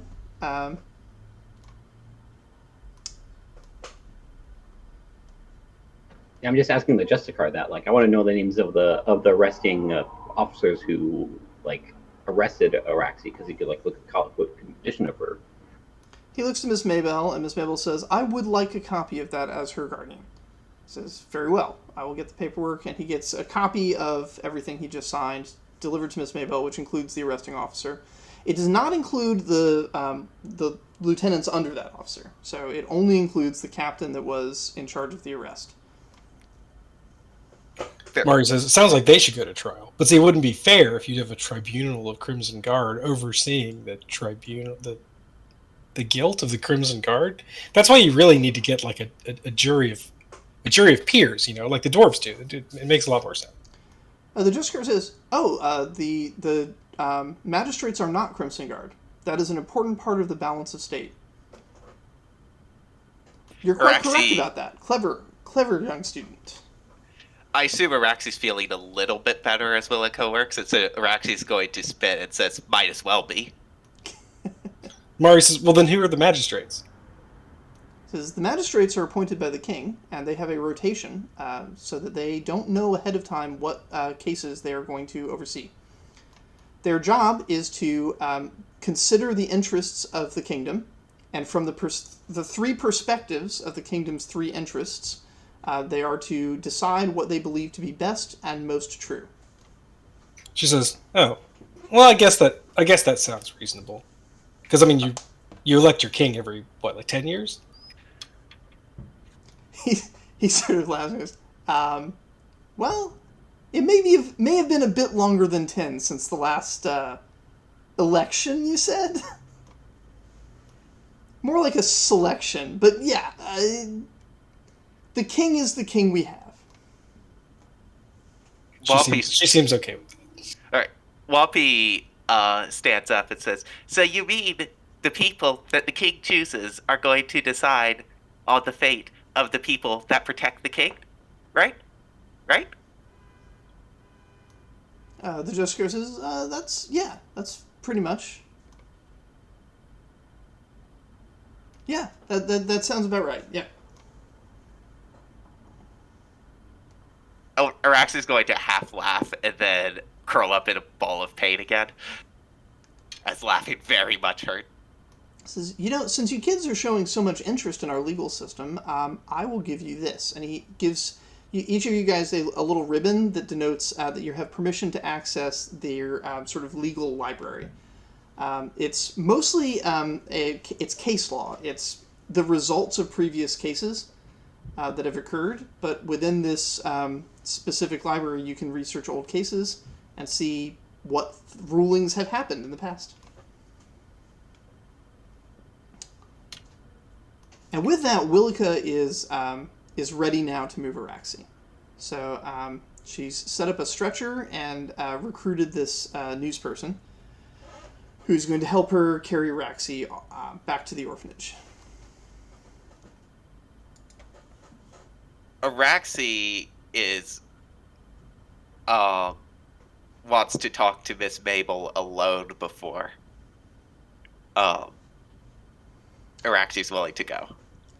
Like, very insistently, like, I want to talk to Miss Mabel, I want to talk to Miss Mabel. All right, Miss Mabel's here, but you won't be able to talk to her alone. And this may be why Lorpin hasn't been talking about the case either. Is because there's basically no way to talk without a Crimson Guard personnel of some sort hearing you.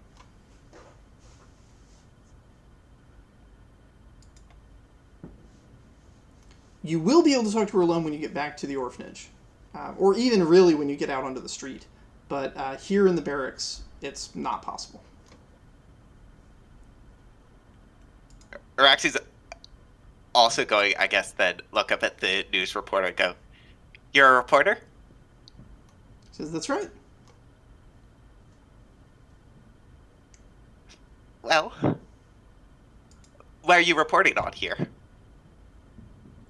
Says, I had heard that one of the orphans from the War Orphan program was injured, and so I came here to see if you're all right and write down the nature of your injuries and how the brave Crimson Guard are helping take care of you.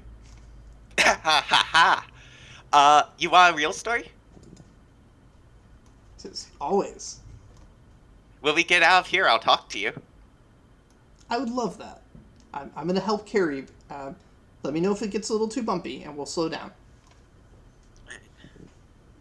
They have you on a very very fluffy stretcher with like pillows and stuff. It's Araxi's a little going bit damp, basically too. grin and bear it to not be a burden on, like, not frustrate this person. And Araxi will begrudgingly leave. I imagine Araxi at some point whispered, like, to get Lorpin out to, like, Miss Mabel. While they're down there, like, a really soft, like, whisper, like, where Araxi is in a lot of pain.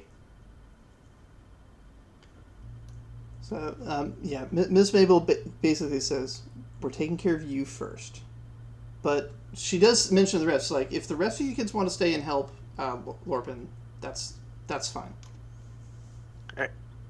But Araxi at this point just first wants to be out of the Crimson Guard, secondly kind of knows that she's still too beat up to do anything. yeah. Like, health potions can help a bit, but they aren't going to make this bruise on my head go away. Yeah, Araxi needs, like, real rest. So, yeah. How do you want me to handle that on, like, Araxi's sheet right now? So you can, right now with Willica's care, you can start moving some of your attacks to your stamina. Willica's potions are mostly alleviating the sort of the feeling, the pain.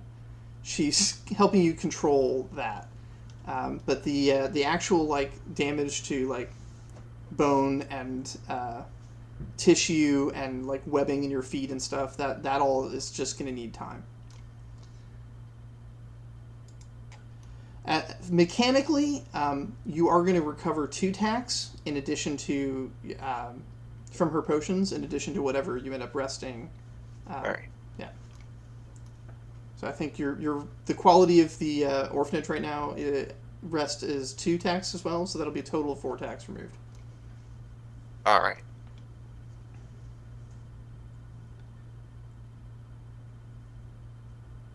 And then tomorrow you'll get an extra 2 from having slept, so that'll be, yeah. The orphanage is upgradable, by the way, as a potential adventure. All right, so Team Help Lorpin, is that everybody? I think so. I'm certain Araxi would appreciate it if all of you helped Lorpin. Yep, I will join in on that. Same. All right, so the Justicar says, all right, Lorpin, you're, you know what you're accused of. You do have a right to a private meeting with counsel if you can afford it. Says he looks at the kids like, "Is this your counsel?"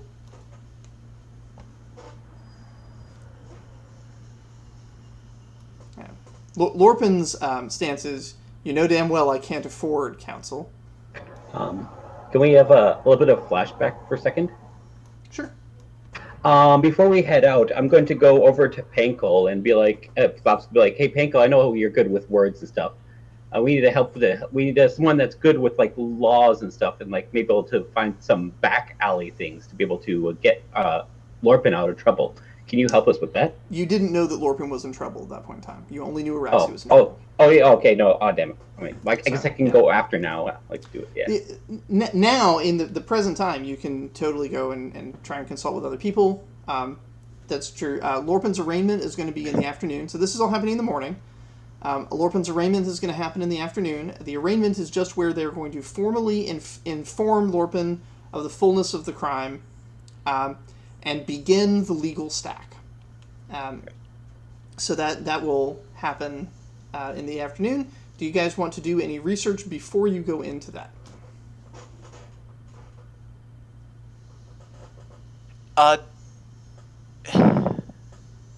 Who?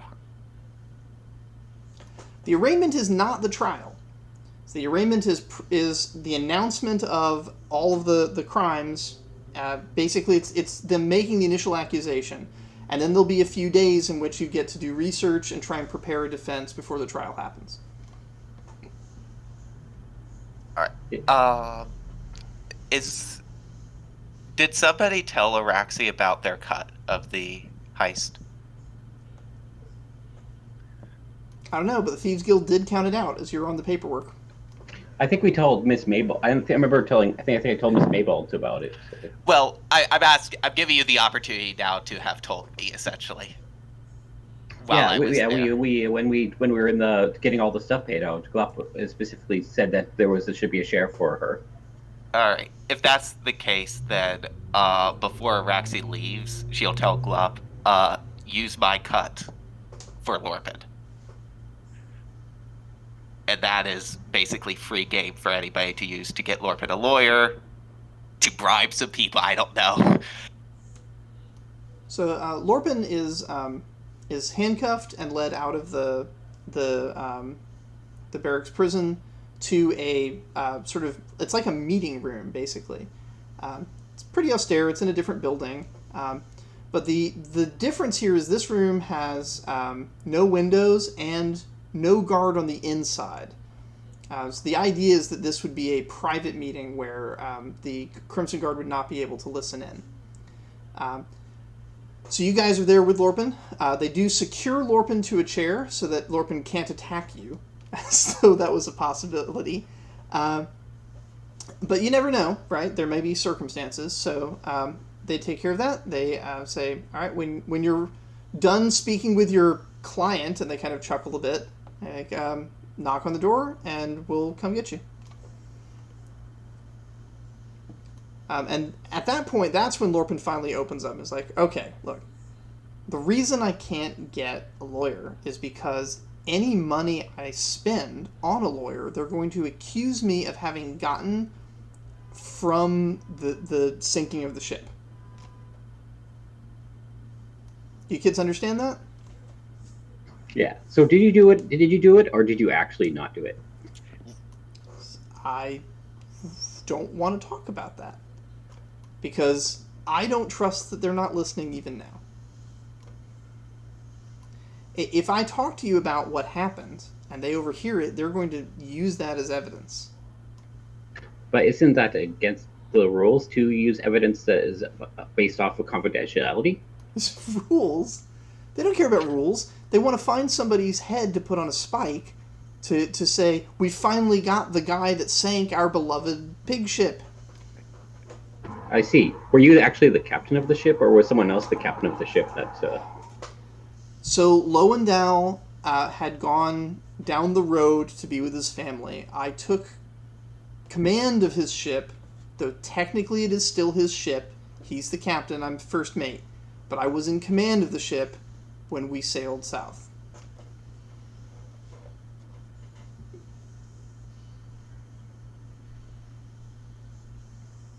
I see, and they've not prosecuted anyone else from the ship? Why would they? They've got a frog they can blame. Oh, and I found out the name of the capture. I'll give them the name of the person. Oh, the arresting officer? Yeah. Yeah, some punk kid wanted to use this to start his career. Get some fame for finally catching the criminal that sunk the sandwich. Oh, I have a nice surprise for that.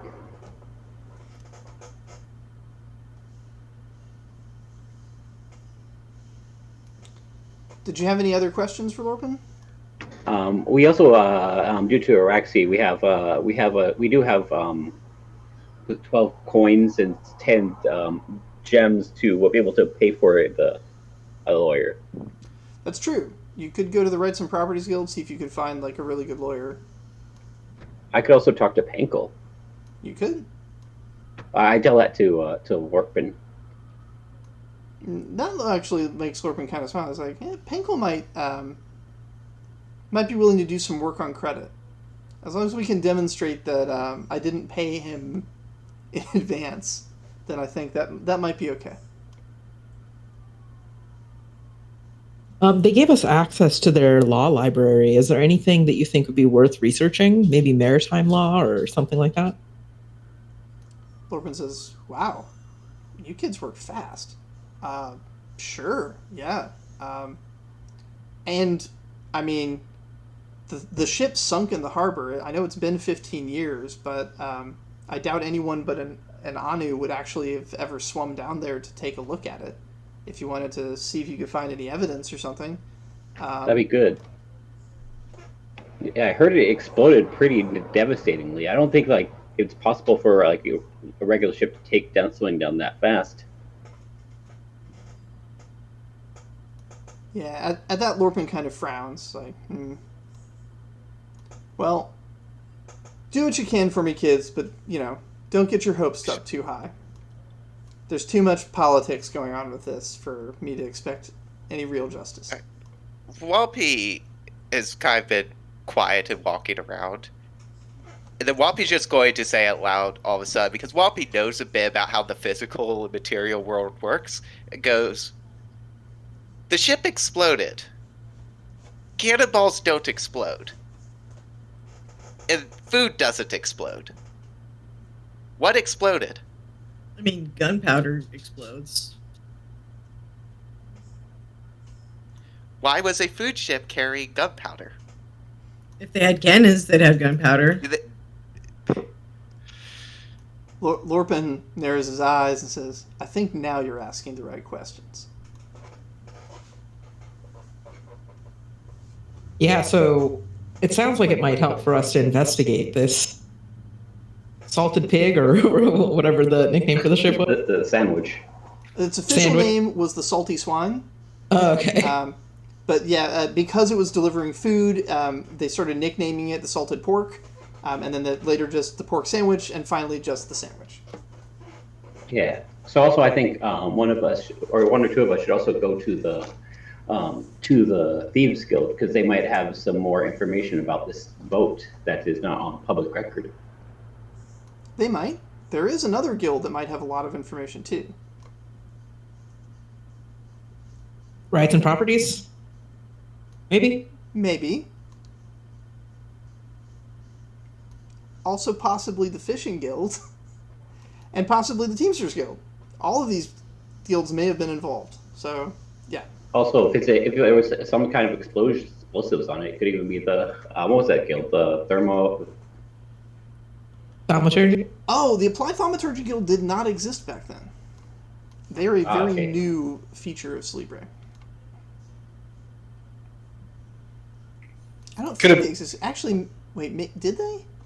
I mean, they've only existed for a few years, so probably not. Yeah, probably not. They formed up about, what, like 8 years ago, I think? Delterra was 14 years old when they formed. I know that much from the timeline, because they had bribed her mother to steal her notes on some spells for them, and which is why she ran away from home to begin with. But yeah, they definitely weren't around 15 years ago, for sure. Mars says, it could have been mushroom flower. Mushroom flower is really volatile if it's up in the air. We keep that stuff packed down. Otherwise, like in bricks, basically. Also regular fire. You get mushroom flower dust in the air. That's just a recipe for disaster in the tunnels.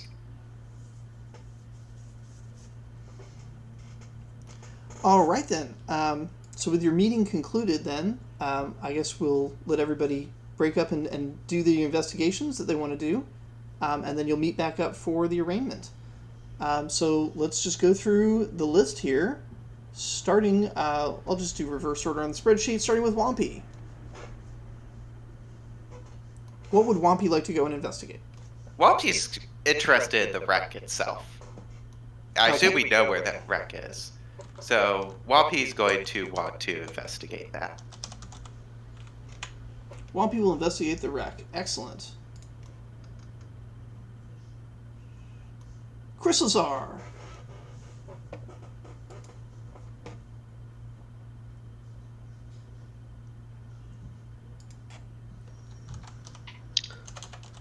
So we were told there's like records of cases, like records of this kind of stuff happening.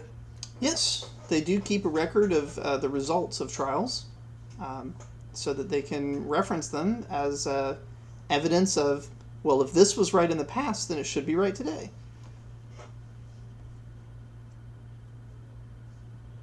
I guess I'll spend some time looking through and trying to find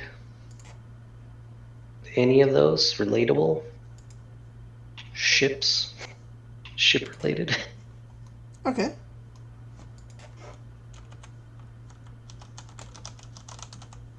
I'm going to put you down for legal research.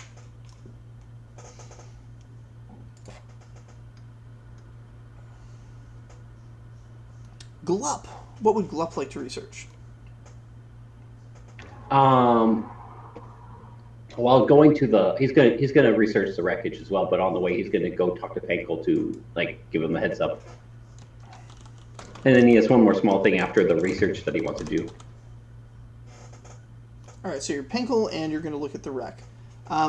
Well, okay, so if you're going to go and look at the wreck, then that's going to take up all your time before the arraignment, because you're going to have to go down underwater probably to look at it. Yeah. I'm interested to see how you get Wampy down there. That's going to be fascinating. Wampy has a plan. Cool. I'm excited. It sounds awesome. Definitely don't take the Ocean Gate. So if Glup has something else that Glup wants to do, you could do Pinkel and maybe that other thing. The other thing I wanted to do was I was gonna sort of blend in with the thing here, and I'm gonna go find that recruiting officer, that officer, and see who the several people that partially match the description of them. And when I find them, I'm going to find out where they keep all their locker stuff. And I want to take some of my diamonds and forge some notes to say that, to make it look like we were bribed for this arrest and plant it. Ooh, interesting. Okay. So Pinkle and some revenge activity there. Yeah.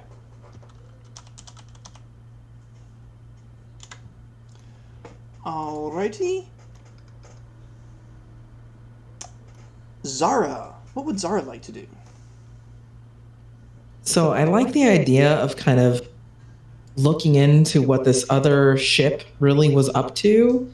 Wherever I think I can find those historical records, like who chartered the ship and who was on it, any inventory of what was on the ship, just as much as I can learn about the ship that sunk. Okay. Do you want to do that purely scholarly by looking through records, or do you want to go with Wampy to the bottom of the bay and look at the physical ship itself? Zara is going to take the scholarly approach.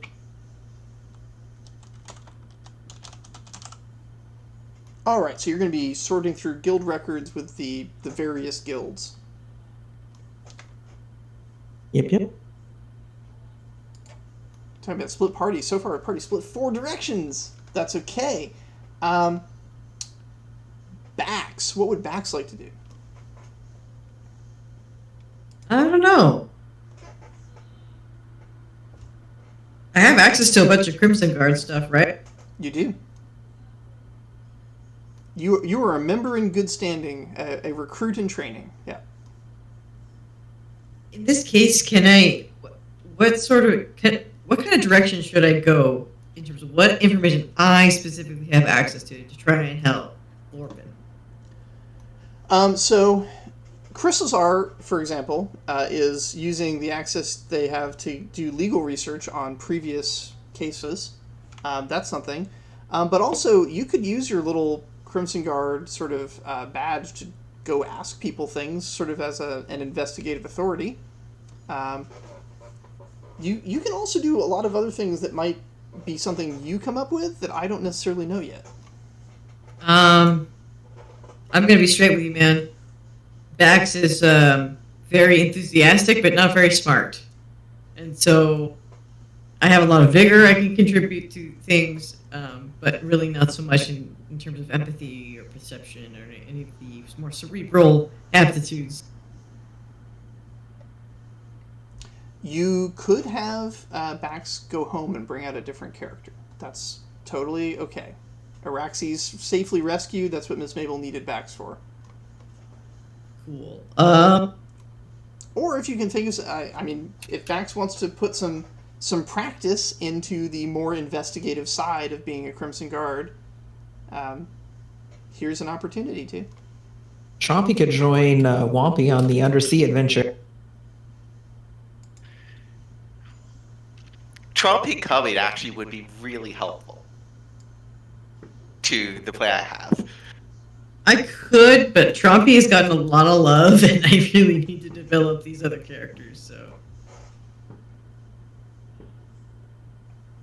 I will give the investigative. That would be a gumshoe. Okay. I'm also, you mentioned Vigor. I'm not sure what Wampy's plan is to get to the bottom of the harbor. That might be something where Vigor becomes important, but I don't know what the plan is, so I can't guess at that. But yeah, if you want to become a gumshoe, awesome.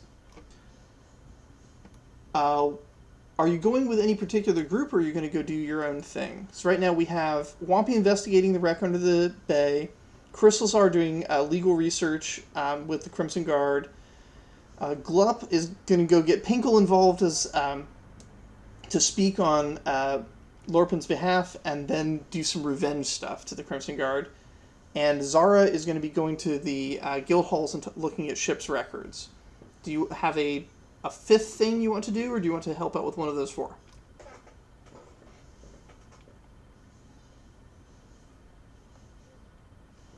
I will go with.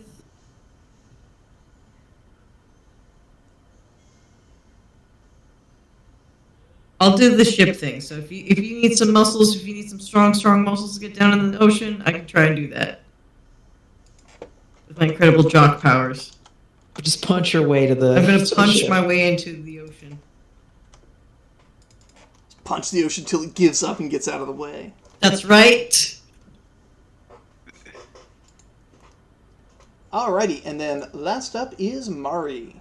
What would Mari like to do? I'm gonna go digging through all these new books. Oh, cool. You're going to do legal research. Yep.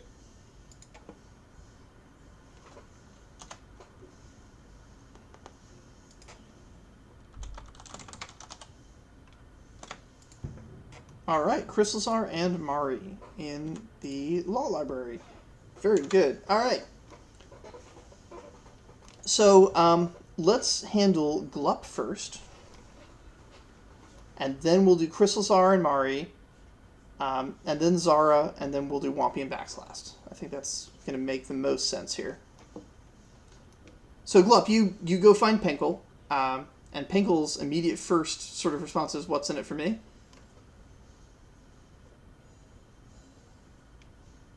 You kind of expect that out of Pinkle.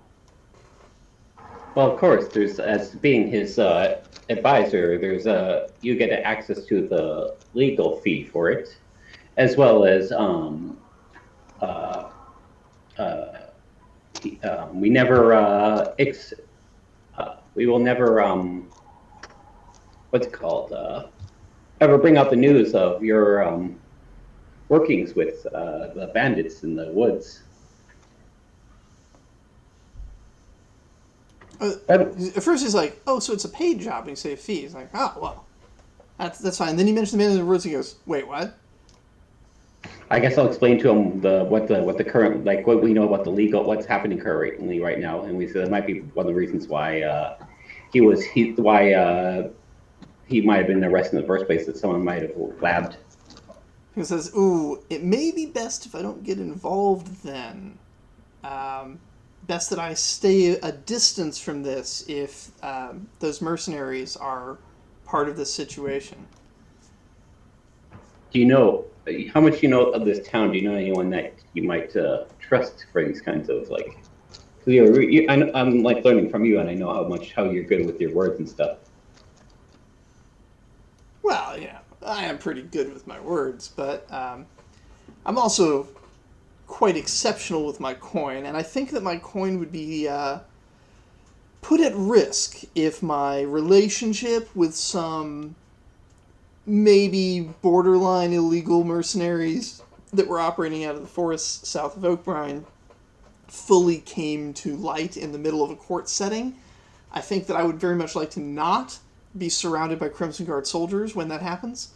So I'm gonna just stay here. I think this is a good spot for me. Okay, well, You get a strong sense that he's lying to you and that he's actually going to be packing up his bags and skipping town.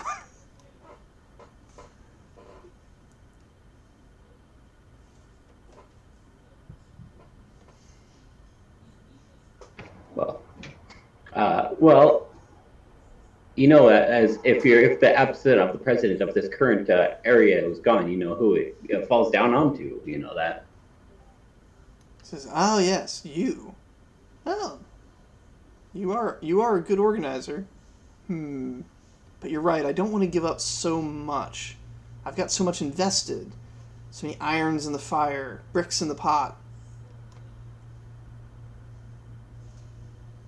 All right, I'll help you out, but I can't go into the courtroom."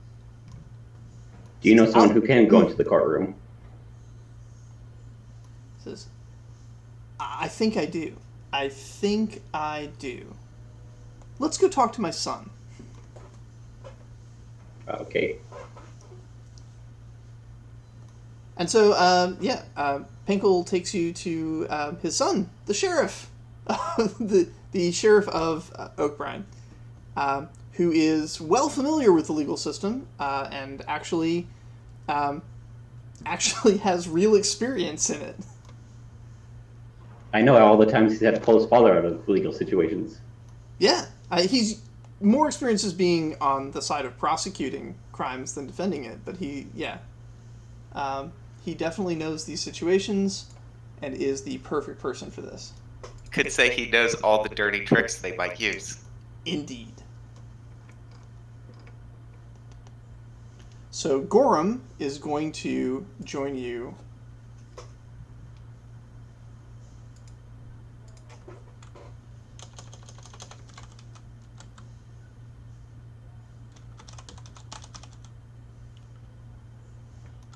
Gorham has been recruited.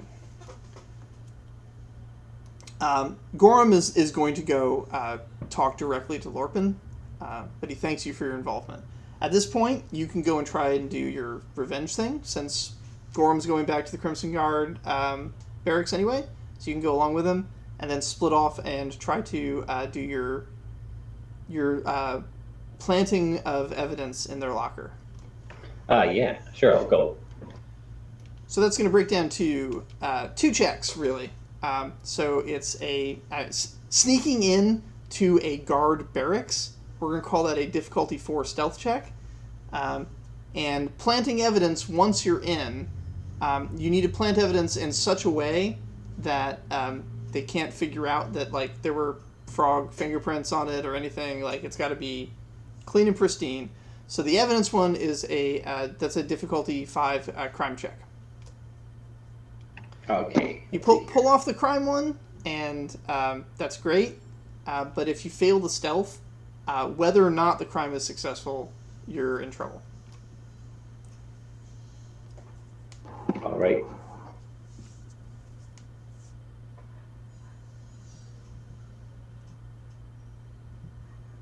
So let's do the stealth one first, because if that one fails, then nothing else really matters.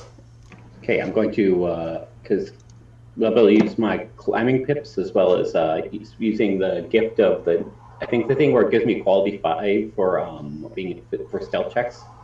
Look up what its amount is on your character sheet, as I'm pretty sure 5 was not one of the numbers that we used. I think all the numbers we used in that system were even numbers. Gift of Lizard says, as long as you don't. It says, as long as you do not move effectively as building, gain a quality gift to any stealth attempts for the remainder of the scene. Gain a quality what? Q5 gift to any stealth it is 5. attempts. Okay, cool. Yeah, it's one of the heritage ones. Fantastic, yeah. So you change the color of your skin to match the stone of the barracks and sneak on in. Let's see that roll.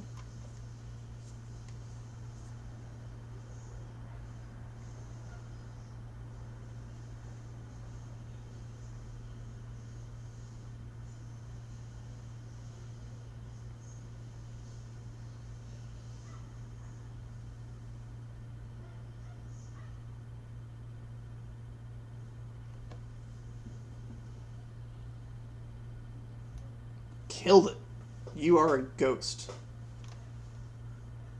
Next, let's see that crime roll, in which you attempt to basically you're trying to forge some evidence that makes it look like these guys were paid off to specifically target and arrest Lorpin, right? Yes, and of course, Rax, Lorpin, yeah. Okay. I want to get them in hot trouble for especially beating up Araxi. So this is definitely crime plus. I'm going to say this is crime plus cunning. So you need to arrange this precisely so that it's going to look like something that it's not.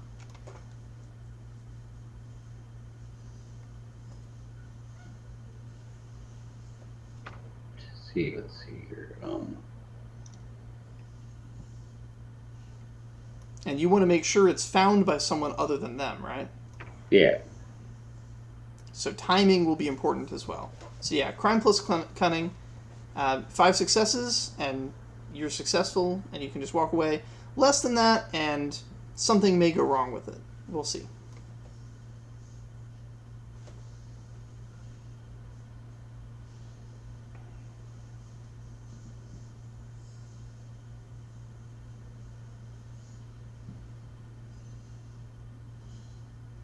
Yeah, I'm just trying to see if there's a way to, if there's any talents or anything that I can do with this. There is a talent for forgeries. I think it's called Even Better Than the Real Thing.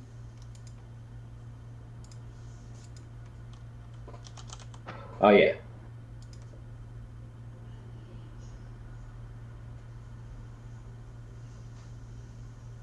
Oh, crap. But it's equal to your artistry.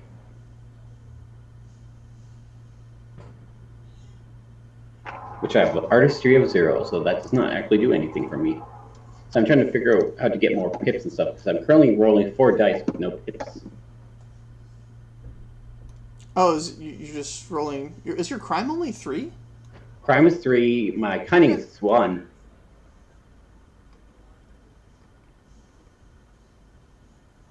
Oh wait, yeah, my cunning is 1. You might need somebody to help you out then with the forgery before you go in. Sure, yeah. All right. So while you're here, then you're gonna steal a sample.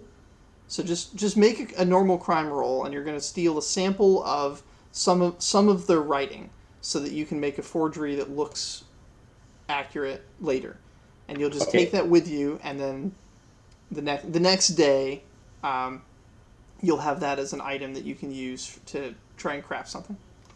Yeah, so I need to, is this one going to be a crime, what's it called, agility? This one will be crime plus perception, as you're looking for something that you can use to make a forgery later, and you're going to steal it.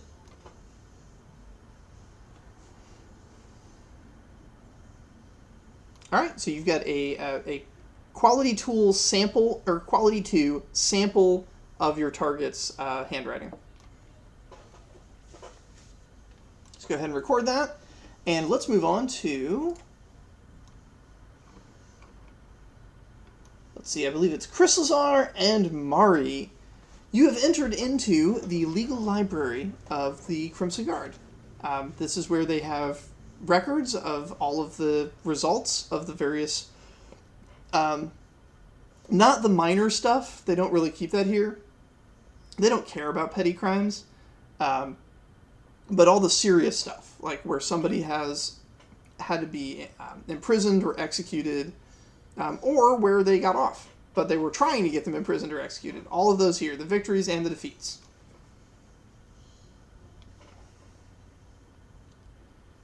This group, while they're not slouches about this, they're not like the university. So their organizational system is not as pristine or precise. It will take some digging to find the things that you want. But yeah, scholarship plus focus rolls can start to uncover things. What is it you two are looking for? Mari's just trying to figure out how this legal system works. It doesn't make any sense to her. She thinks she's got it. She thinks she understands it, but she doesn't get it. She doesn't understand what's going on. Okay, so she can just learn things here. That's her general goal, is to just get familiar with the system.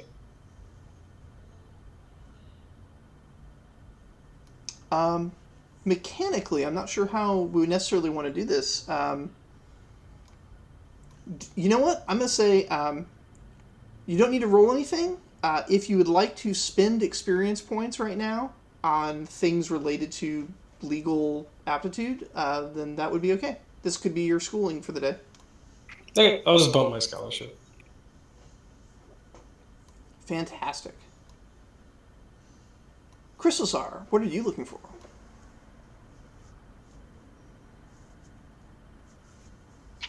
Like I said, we kind of know we're like, or even Lorpin said, try to find stuff on kind of how these things are handled. So I guess I'm looking for previous cases of ship sinking, I guess. Okay.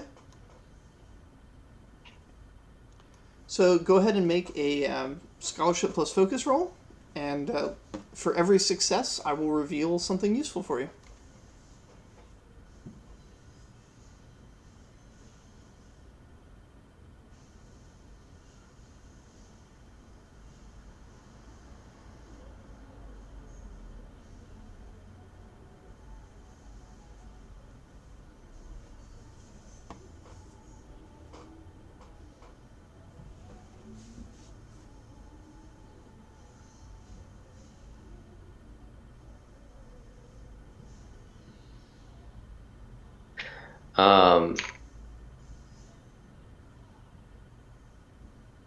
I think I still need to do the research on this, but am I...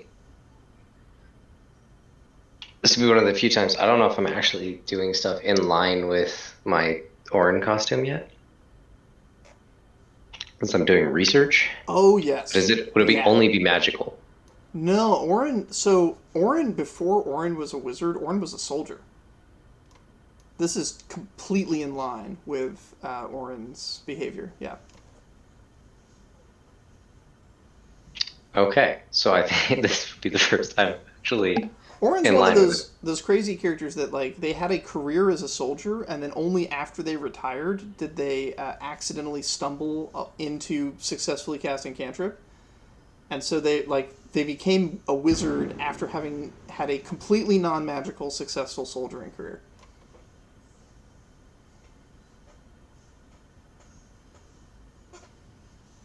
Got it. All right, I'll use that toward. At the university, you see people like this occasionally. Like, not all the students are kids. There's a lot of just adults that only just now finally pulled off a cantrip and are capable of learning magic.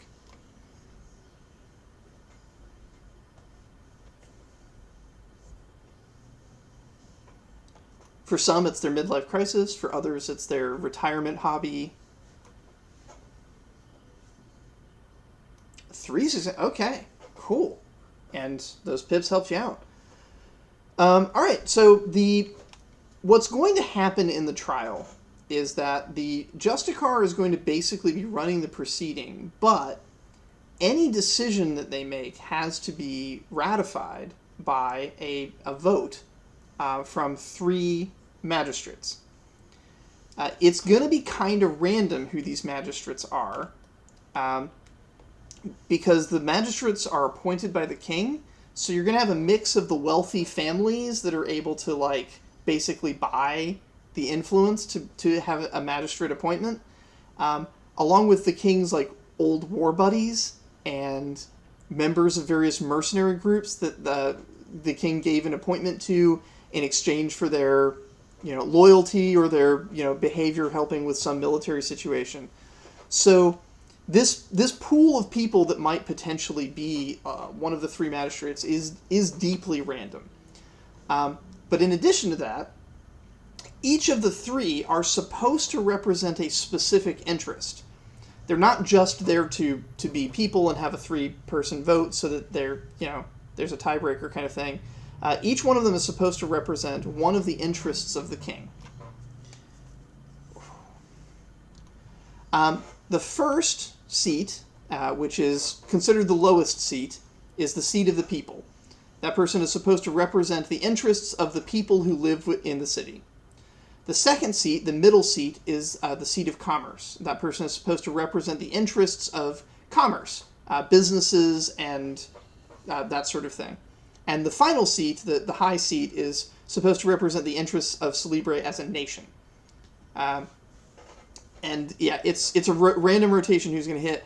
The levels of the seats doesn't really denote anything. All 3 get an equal vote. It just denotes the height of their chairs. By which I mean literally, the chairs will be on slightly higher platforms for the 3 seats, but that's it. It doesn't actually mean anything. It's supposed to be symbolic that the nation is above the commerce and the commerce is above the people in terms of priorities, but yeah. So the first thing you learn from those 3 successes is that in cases where a scholarly person who understands the legal system is sitting in the commerce chair, they tend to come down very harsh on things that hurt ships. This is just a general pattern that if the person sitting in the commerce chair understands that they're supposed to be representing commerce, then they tend to be like really against ships, like getting hurt, basically. It's like so to the point where they treat the ship as a person within the responsibilities of that nature. Your second success, you learn that when generally anybody, it seems to doesn't even seem to matter from what level of society they come from, anybody sitting in the people's seat, when people have died, like sailors drowning or people being murdered and stuff, they're almost always ruling very harshly and voting very harshly on situations related to that.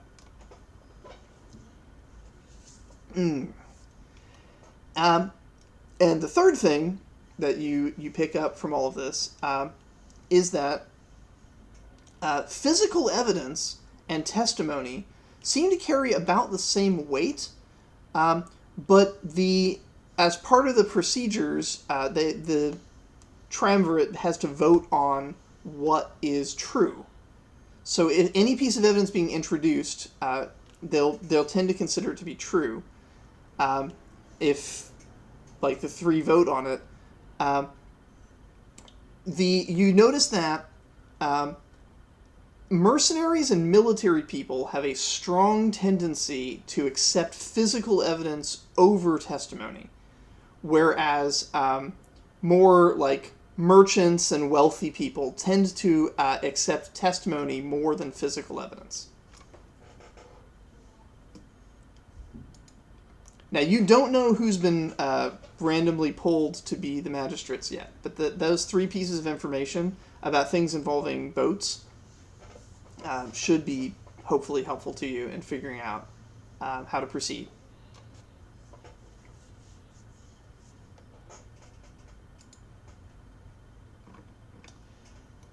Moving on,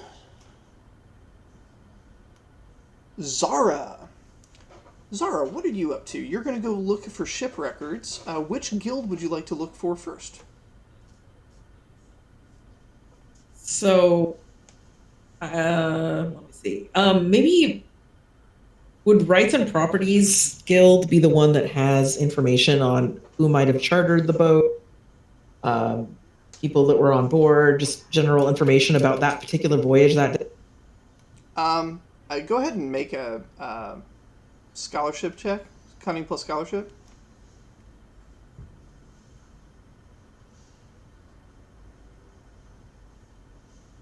Coming right up.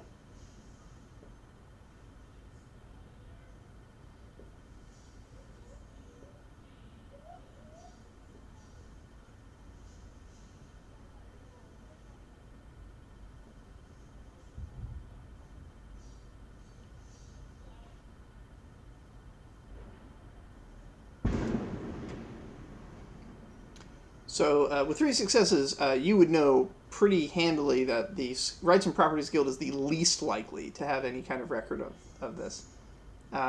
They might have a record of who owned the ship, as it's kind of a property, but it's not like a real estate property.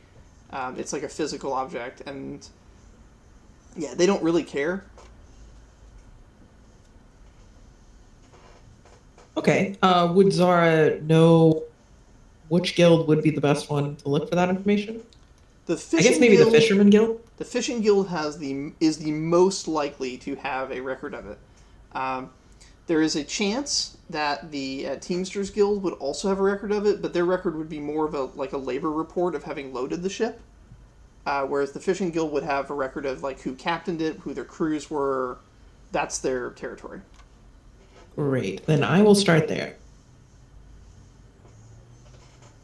All right.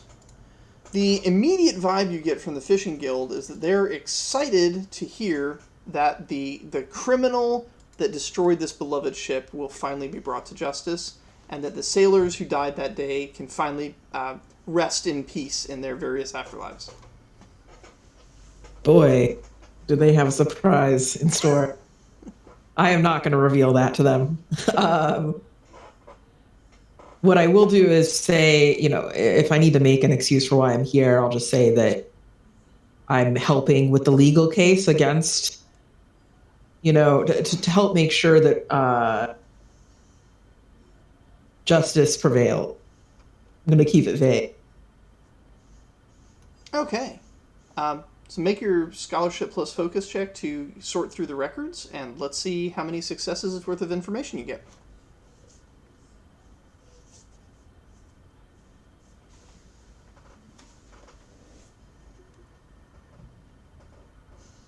The basic information you get for free. Everybody's happy to tell you the ship, the name of its captain. It was beloved, and even 15 years later, people still sing songs of the piggy on the waves as the Sandwich sails on.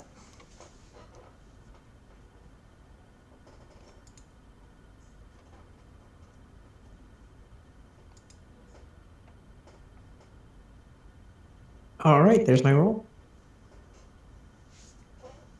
Okay, so that's really good.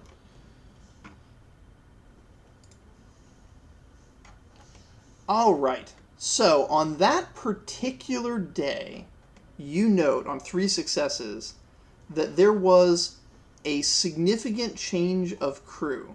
Not completely. You still have the captain, the first mate, but there were a lot of members of the crew that were taken off the ship for shore leave and replaced by a sort of mystery crew that doesn't seem to show up anywhere else. Asking around, you kind of hear like, oh yeah, I heard it was their first day at sea, such a tragedy to lose so many young sailors that never really got a chance to see the waves, etc. But it is a little suspicious that an entire crew would swap to these unknowns. You record a list of their names for later referencing elsewhere. And that's what you find out from the Fishing Guild. Which guild would you like to go to next?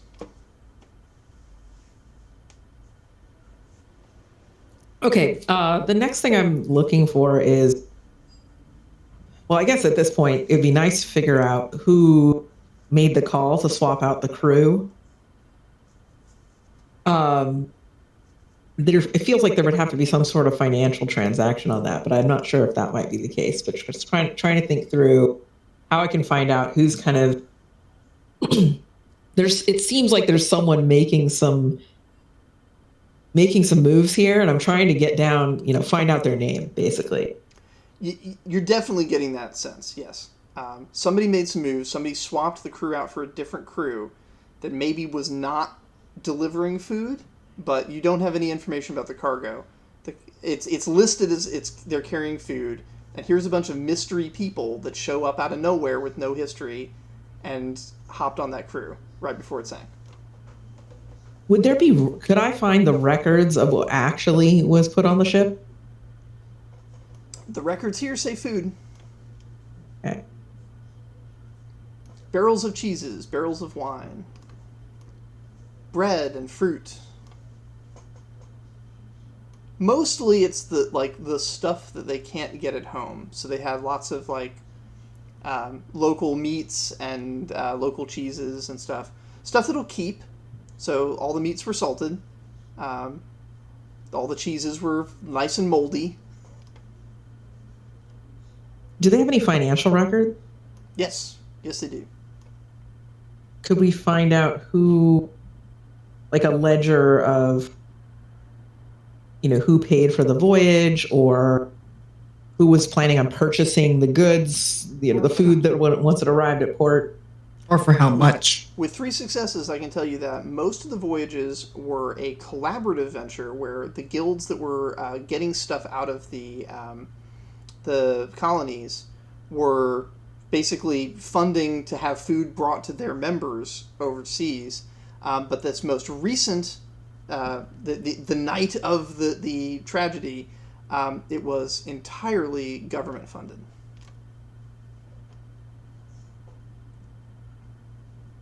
Great. And is there anything more specific as far as which government? Celebria. Okay. There wasn't a king at the time. Violithan was not on the throne, but it was what was the government? It was basically like the wealthy sort of top tier of the city, and most of them also had their hands very deep in the pockets of the guilds. But in terms of where the money came from, it wasn't on the books officially. The Seamstress Guild buying, or the Tailoring Guild buying cotton from the farms in the colonies. It wasn't from any of the mining cooperative shipping back some of the metals and gemstones that came out of them. It was from the top. This is almost like a military exercise. Not Crimson Guard, interestingly, but yeah, funded from the top.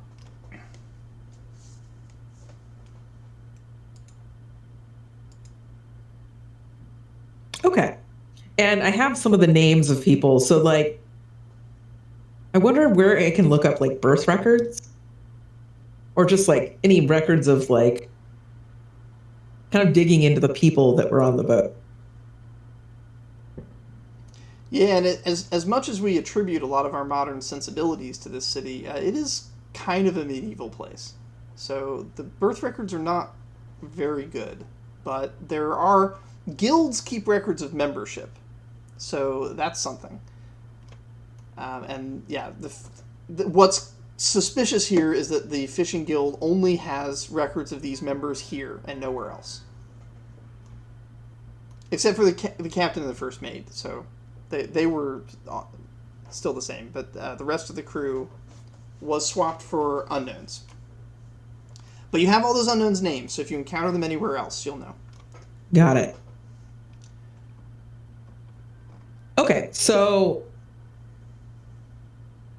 I have an idea of what I'm going to do next. So just to confirm, you said that the crew, their names are not on the fishing guild or whatever. They only occur on this one roster. They are not in any other record of having sailed with any other ships that you could find with 3 successes. Got it. Okay. Maybe this is going to be a lost cause, but my idea is to kind of start going to all the other guilds and looking through their membership records to see if I find any names that matter. Cool. I'm going to say before the arraignment, you've got time to visit one more guild. Which guild would you like to visit? What are my options? The options that make the most sense would be the Teamsters Guild, because they probably loaded the boat. You could check in with, if these are ne'er-do-wells that joined it, you could check in with the Thieves Guild, potentially. Or you could check in with like some mercenary registries to see if they were not guild affiliated, but were just mercenaries that were hired. Yeah, I'll go with mercenaries. Okay. Go ahead and make your roll for going through mercenary records. That is done at a bit of a penalty, as well, I'm going to require more successes because the mercenary records are a mess. Yeah, I'd imagine. Is this the same type of roll as before? Yes. Funnily, Reggie was in there looking through those same records the previous day. So maybe it's not as much of a mess as it used to be.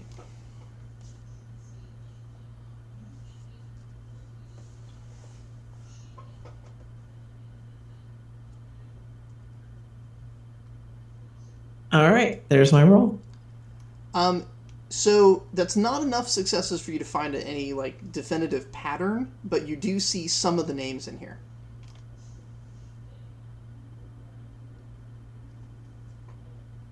All right, cool. Yeah, with that, I'll take that information back to the group. All right. And then lastly, Wampy and Bax. How are you getting to the bottom of the harbor to look at the wreck? So, Wampy is technically on the roster of the Applied Thaumaturgy Guild. That is correct. So on the way there, I would like Wampy to stop by and purchase underwater breathing, like strips, essentially. I imagine they have to exist. They're potions, but yeah. Potions, yeah. I would also like Wampy to inquire about what we would know as a camera, but would probably be quite magical, like a magical object at this time.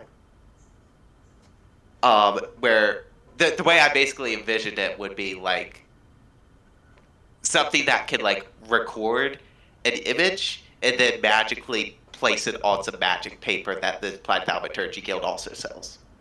I don't know if you'll allow this to exist or if you're going to make me find somebody to craft it. I would like that. I know of some things that might do that. I'm going to have you go ahead and roll to see what's available. All right. I assume this is resources. Correct. Bax, do you have resources? Hmm.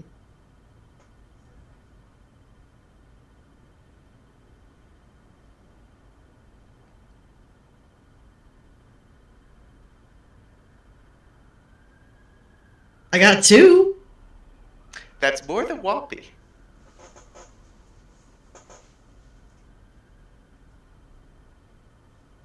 Can we combine our resources check? I'll allow it.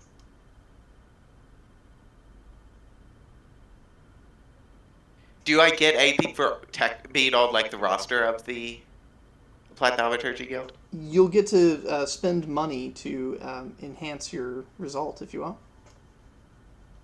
All right. They're a very capitalist guild. Yeah, I figured. Okay. So I think that's 2 combined. That's 2 successes. So you are aware of memory stones that can help you remember things. So if you see something while holding a memory stone, the memory stone will hold that memory for you, and when you hold the stone, you can see it again. That's you personally seeing it, not showing it to someone else. But if you have another success, there may be another item that would be of use. I will spend a precious gem on this. Okay. Because I believe that just gives me a success, right? Yep. So you bribe somebody, and they tell you that there's a way to put together a crystal ball that can record a room or a place, and then after you get back from wherever you are, it can project an illusion of that place around you. All right. Whoppy's going to purchase one of these with however much. All right. As well as the 2 of the underwater stuff. So it is a cost 6 artifact. You're gonna actually need to pay 7 though, because you gotta bribe somebody to actually make it for you. They don't have any on hand, but they can put one together for you with a total of 7 successes. 7 successes. So do I roll my resources on this again, or? So you've already rolled your resources, so we're gonna count that Okay. as the first 3 successes because you 3. also bribed the guy. All right. So so you need to come up with 4 more successes to have this artifact. All right. Valuable coins give dice, right? And pocket money are pips. Correct. All right. I'm going to roll 4 valuable coins, use 6 pocket money to add however many pips I need, and then if I'm still short, I'll spend precious gems. Okay. All right, so I have 6 pocket money, so that's 1. That's 3 successes and 1 gem. Okay. I should have 1 pocket money left over. Assume I did the math right. Math looks correct. Spending the first pocket money turns that 5 to a 6, and then getting that 2 to a 6 takes 4 more. Yep. Okay. And yeah. And with that, I'm going to head to where it should be, at least. All right. Oh, and spend another coin for your 2 potions. One for you and one for Just one valuable coin, just spend it? Just spend a valuable coin for that. Okay. I won't make you roll it. It's a basic item. I figured. If they have spider climb straps, they have to have something that makes you breathe underwater. Yeah. Especially at a harbor for a major shipping city. Totally.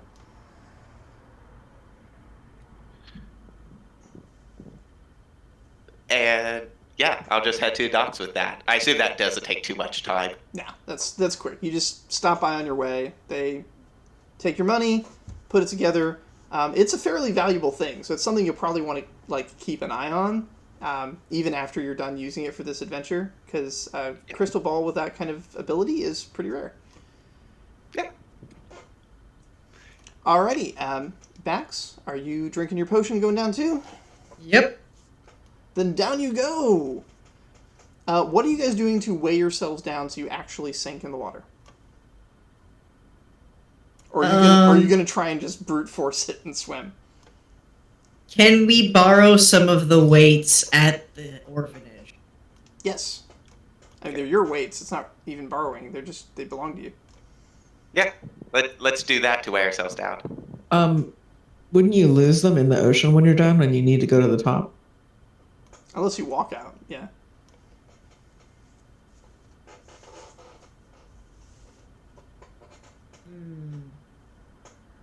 Maybe some really heavy rocks. No shortage of rocks. And then we can just like drop them and slowly ascend back up. Just make sure you don't drop them accidentally before you're ready. Yeah. Also, Whelpy has swam deep before in the past to accomplish something, so while this is probably too deep just to swim. Yeah, I'm gonna put some air quotes around deep for that one. I remember the incident, but you did do some swimming. It was very good. Yeah. Yeah. Actually, hang on. So at that incident, Lorpin told Whelpy something, and Whelpy kind of brushed it off. But Whelpy's going to really focus in on this as we walk to the beach. Is going to attempt to wild shape into a frog, and hopefully I can get some advantage to that because of that pass. Yes. All right. Make the roll. Add in pips for that. In fact, did you took that as a trait, right?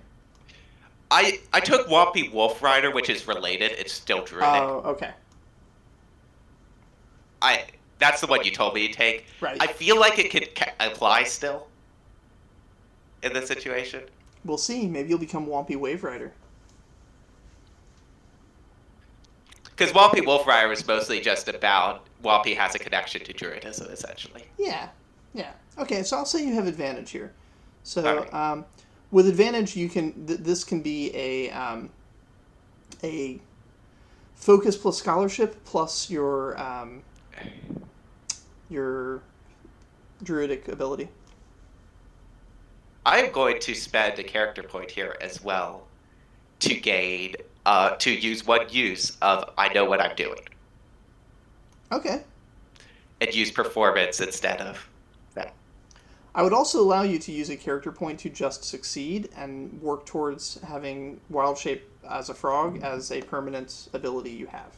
I would do that preferably then. Okay. It's going to be a little weird looking frog in that Whompy has probably not seen a frog. Or like it kind of has like an Anu type frog essentially. Like there's a little bit of fuzziness. Whompy's still working on this. And Whompy is not going to warn Bax at all that Whompy's doing this. Bax is just going to be walking with Whompy and Whompy will turn into a frog. Whompy is already a halfling, so the difference in size between Whompy and a frog, while still a fairly significant one, is not as significant as if Whompy was human. So I'm not going to necessarily take away a lot of your abilities or stats for this. All right. You still get your lessons of the small and all that. You would probably, however, have difficulty carrying the crystal ball. Yeah. That may be something you need Bax to do. Yep. But you would be able to, like, if Bax has a rope, you could pull on the rope and drag Bax around underwater. That's essentially what I'm thinking about doing right now. Sounds like a plan to me. I'll be your camera person. What's going through Bax's head as you see this transformation take place and come to understand the plan? Rock on, let's do this. Bax is just down. I love the rock on because that's how you're going to stay underwater, is you're tied to yourself to a rock. Mm-hmm. All right, rock on. And under the water you go.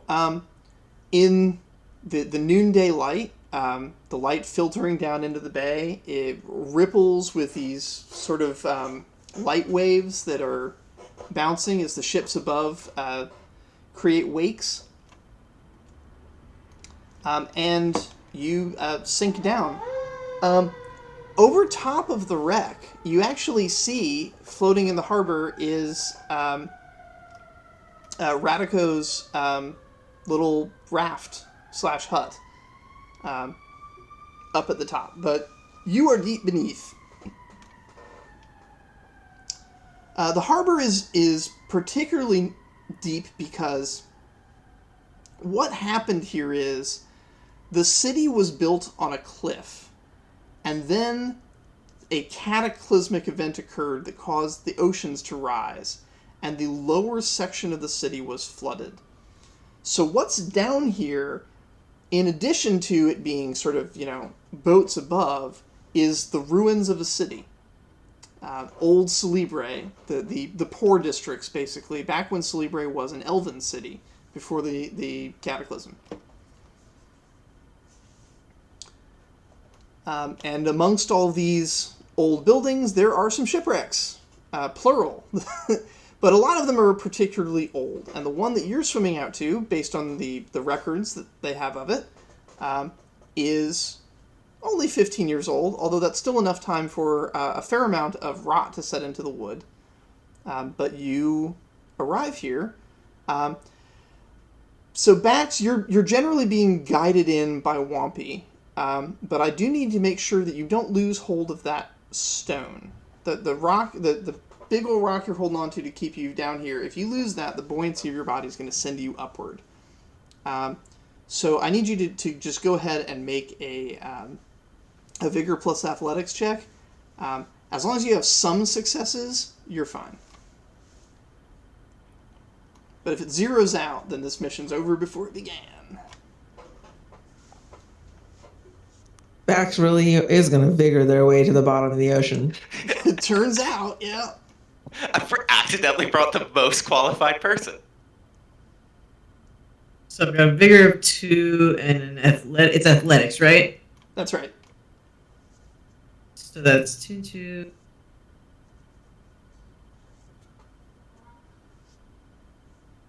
Do I get pips for Gunther? Yes, you do.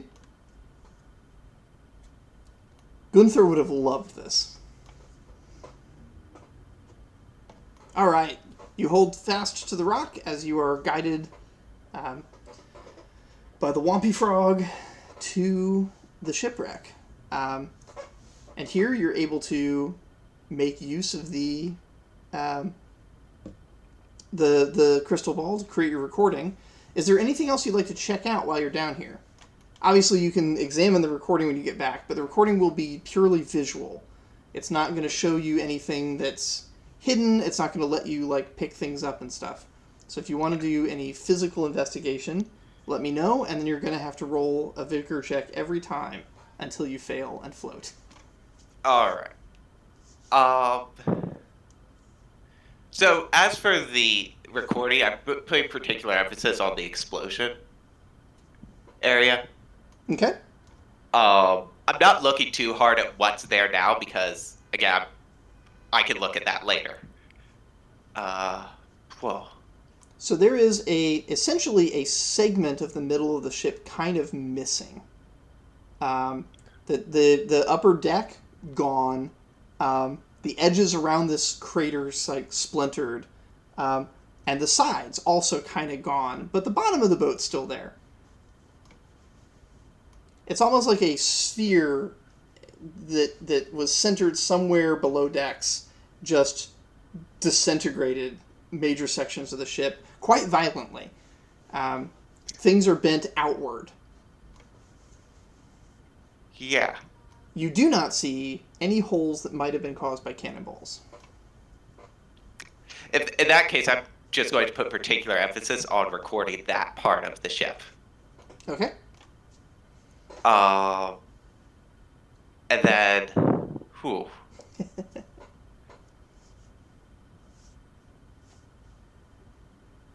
Whoppy's kind of going to look at you like, are you ready to go inside the ship? Go in through the hole? Get what's on the inside? Yep. I mean, what else would Alright. we do? So the good news is that the hole itself was large enough that just from being in the hole, you're able to get a good kind of view of the hole and its stuff. Going inside the ship would mean leaving the blast area to examine the rest of the ship and see what was going on. Well, once we have the recording of that, I think that we could go inside to the ship and record what's in there. Cool. Is there a particular area of the ship you'd like to go to?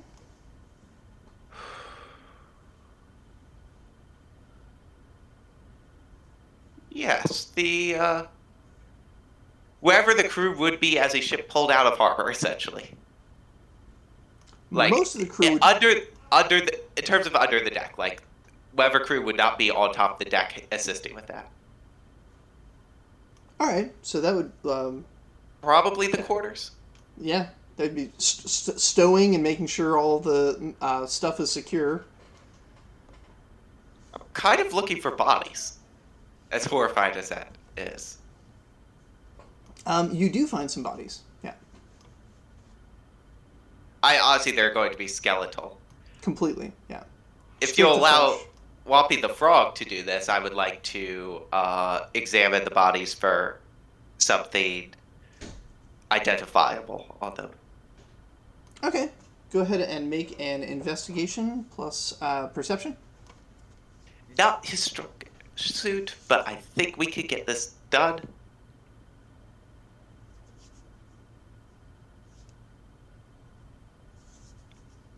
I want to argue crime, but I don't think I can. And I would like Bax to also make an investigation plus perception. Can you argue crime for the reason that like this was a staged thing potentially? That's what I'm thinking, but then I'm going to I'm kind of just investigating a body rather than investigating the whole. I would argue it if I was investigating the whole itself. If you're trying to figure out how they died, crime would apply. I would actually. Okay. And you want an investigation roll for me as well? Yes, for a completely different reason. Okay. All right.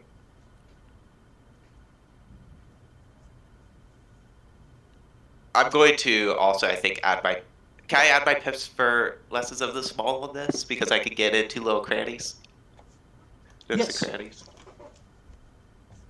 Even more so now that you're a frog. Yeah. Same number of pips, though. All right. Those pips got me an extra success. I'll take it. Most of the bodies that you find are in pieces in the way that an explosion killed them kind of way. But you do find a body that has some identifying jewelry that did not get eaten by fish and disintegrate that you can take with you and try and use to identify them later. That appears to have been stabbed. You see nicks on the insides of some ribs where a dagger might have come in through the back of them and killed them that way.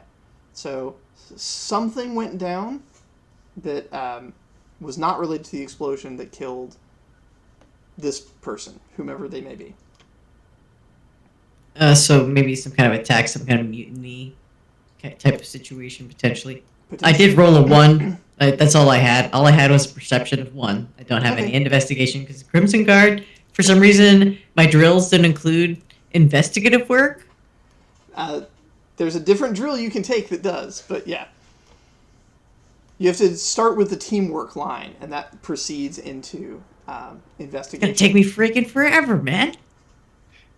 Bax is there. Get buff. Fair enough. Okay, so so you do see that there's somebody else down here with you. They're not at the wreck yet, but you can see in the sort of sunken city that there are some people, plural, that are floating down from the surface into the city near you. But with a 1, that's all you can see. There's some other people. Looks like maybe 5 of them.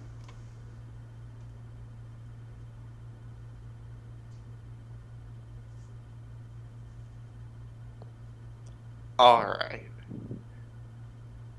I assume that you're going to indicate this to Wappy? Yeah. I go ahead and How? relay that to him. I'm excited to learn how you're going to communicate this to Wampy. Maybe make my eyes real big and point. Well, I mean, you can't talk it. Yeah, I was going to say Wappy can hear, but we're underwater. But Wampy can hear. The problem is Bax won't be able to speak in such a way that Wampy can hear. Well, Wappy would...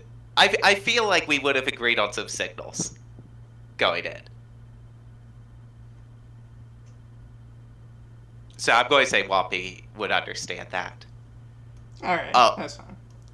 Wappy's going to insist on getting a up-close recording of the body as is, with, like, the stab marks and stuff. Okay. Take the jewelry. And then, I guess, indicate to leave, because I think we've got enough of what we need. With your attention back on Bax, you notice Bax signaling and pointing, and you now see, with your somewhat better froggy vision underwater, that it looks like some Crimson Guard wearing weighted boots are descending, carrying some equipment of their own to examine the crime scene. Right now? Yes. Like, towards us? Towards you. Yeah, those are the 5 that you saw coming down.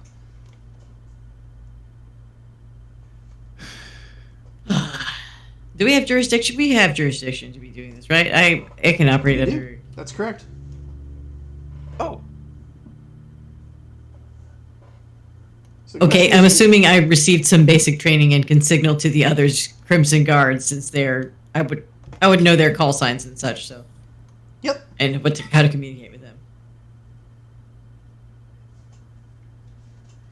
All right, so you're going to greet them then and treat this as completely above board, nothing hidden. Yep. Excellent. It would have been very suspicious if they'd seen you sneaking away, but yeah. So yeah, no stealth rolls required. You hand signal to them, they hand signal to you. They do point at the jewelry, sort of meaningfully. If Bax wasn't here, then they'd be trying to arrest you for grave robbing. But Bax, you're Crimson Guard, so they're just kind of pointing at the jewelry. well, there's also just as far as they're concerned, I'm just an animal. Yeah, that's true. You're just a little froggy. I tried to give them a, like, oh, geez, kind of a look, you know? They open up an evidence box and kind of hold it out to you.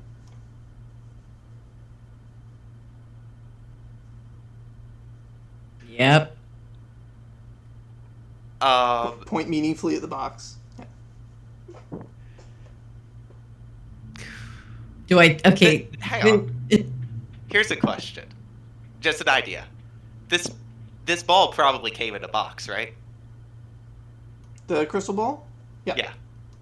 Place it in your own evidence box. They're not actually motioning to the ball. They're motioning to the jewelry. No, I'm talking about the jewelry. Pretend that the box is it's. Oh, we're taking it for evidence, actually. Actually, we've got it handled. We're taking it. Oh, sorry. Yeah. Okay, you point to your own box. All right, so they nod, gives you thumbs up. Yeah. And they proceed to set up a kind of underwater, that police line, do not cross tape around the boat. And they're getting out their own equipment. It looks like they're not going a very magical route about this. They have this, like, basically it's like a white oilskin leather, and they've got a kind of marker that they can mark on it that's underwater safe. And it looks like they're going to sketch the wreck as their version of the evidence. Ours will be very compelling, I'm sure. Yes, you went to the Applied Thaumaturgy Guild, which is like, that was a very much a pro move to get this ready. All right, so up you come, and you meet back up with everybody at the This time they're going to the courthouse for Lorpin's arraignment. Is there anything you guys want to share before the arraignment begins? Zara will definitely share the information that she learned from her investigations.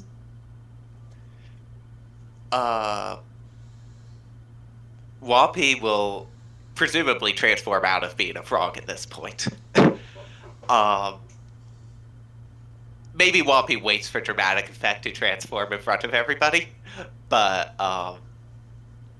yeah, Whoppy's going to share like what they saw underwater with like how the boat like exploded outwards rather than inwards, and that there was no cannonballs, and even show some of the video of it, as well as obviously the jewelry and the stab marks. Basically, I was just going to tell him everything that Whoppy found, or Whoppy and Max found. It's a little bit startling when you suddenly conjure into existence a full-scale illusion of a sunken boat. But yeah, this is Celebrate. They understand there is magic. It's a thing. So yeah. And it's not like this is like this crystal ball isn't designed for trickery. So it's not like people think the actual boat is actually here. It's kind of obviously an illusion. Little translucent. Yeah. Also, does anyone know how to make 3 forgeries? I could not quite hear that. What was that? Oh, I was asking the group. I need someone to help me with some forgeries.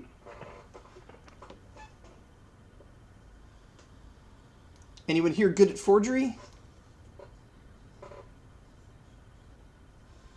If not, I can talk to probably Panko.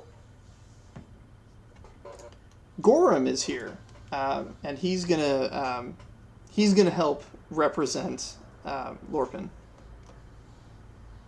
So Gorham looks at all of the evidence you brought and says, "This is very good work, kids. I think I can do a lot of good work with this." Today we're just hearing the arraignment, so we're not going to present any arguments. We're just going to listen to the accusation, and they're going to add the accusation as the bottom of the legal stack, and then both we and the prosecution will have an opportunity to write our own rebuttals to then add to the stack.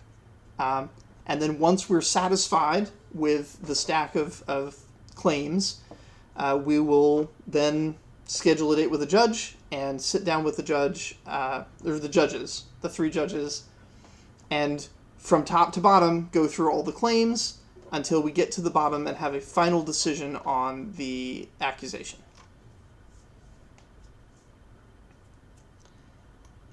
And so it begins. Everybody files into the court. You kids get a sort of a nice front row seat.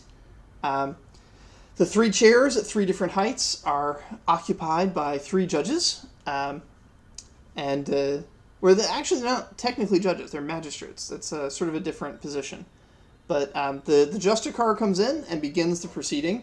And the judges don't really do anything. They're just watching because it's not their turn to do anything yet.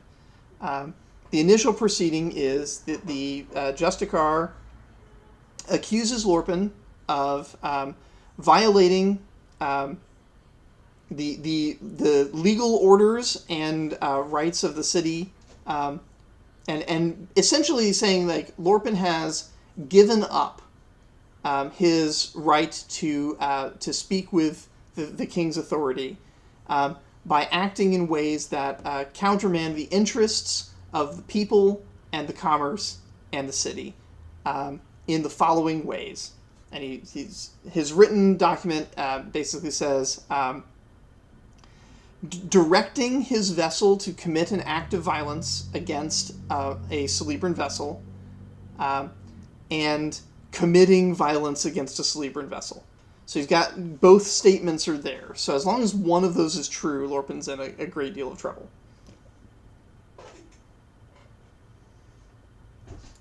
So it was committing violence, and then what was the other one? Directing his vessel to commit violence.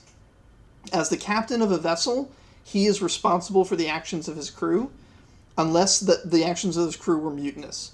So as long as the crew was obeying his orders, then he's the one responsible if a member of his crew fired upon the vessel. And what was the other charge? Committing an act of violence.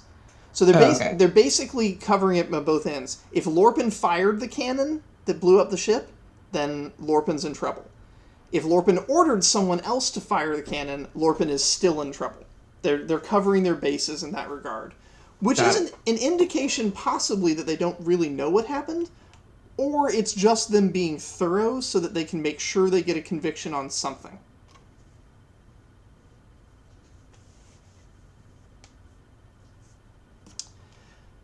And the conclusion of that is that the Justicar says this office will remain open to receive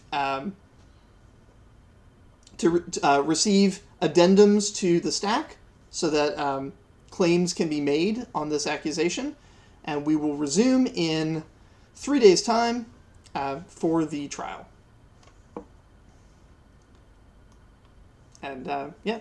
Hey, thanks everyone, and the magistrates finally vote that they have witnessed that the trial, or the dates have been set and such. It's kind of a formality. It's not like one of them's gonna be like, no, I didn't hear that he said the right date. But they all, yeah.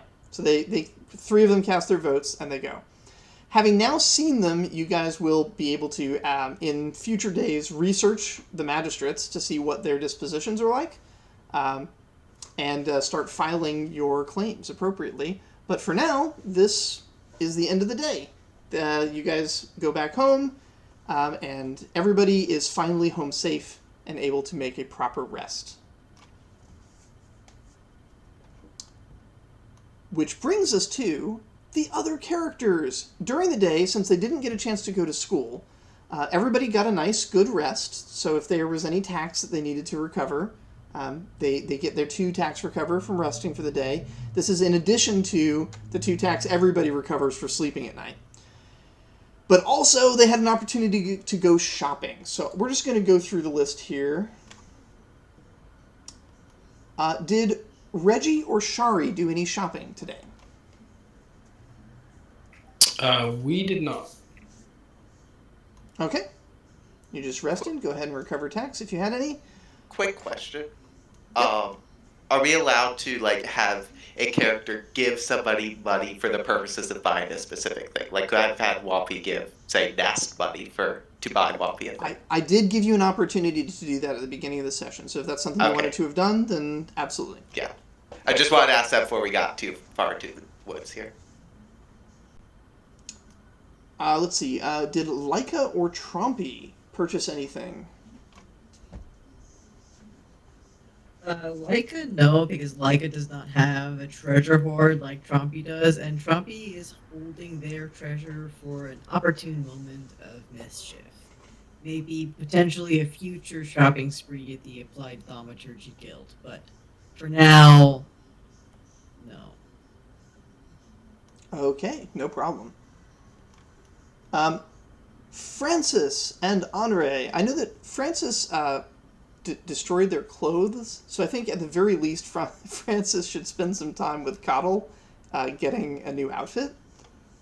But other than that, did Francis or Honore want to do any shopping?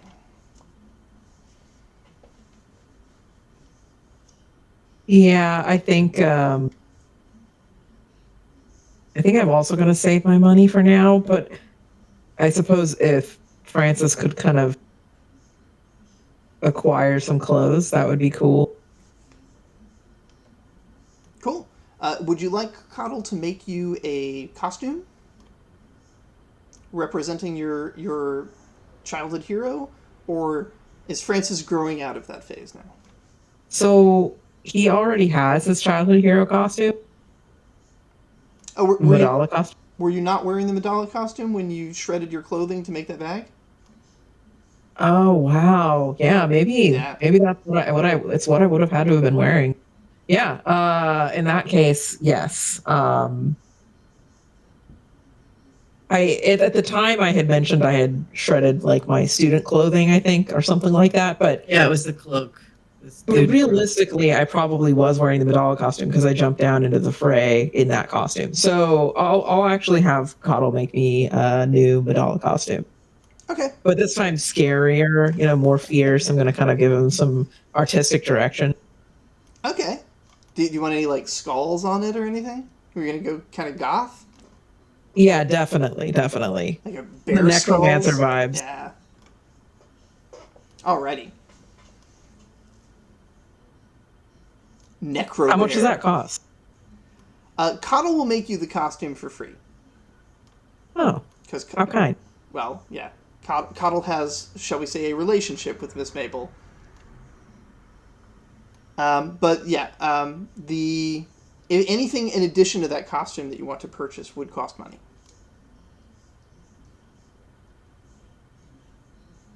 Got it. For now, I'm going to kind of hoard my money until I have something in mind.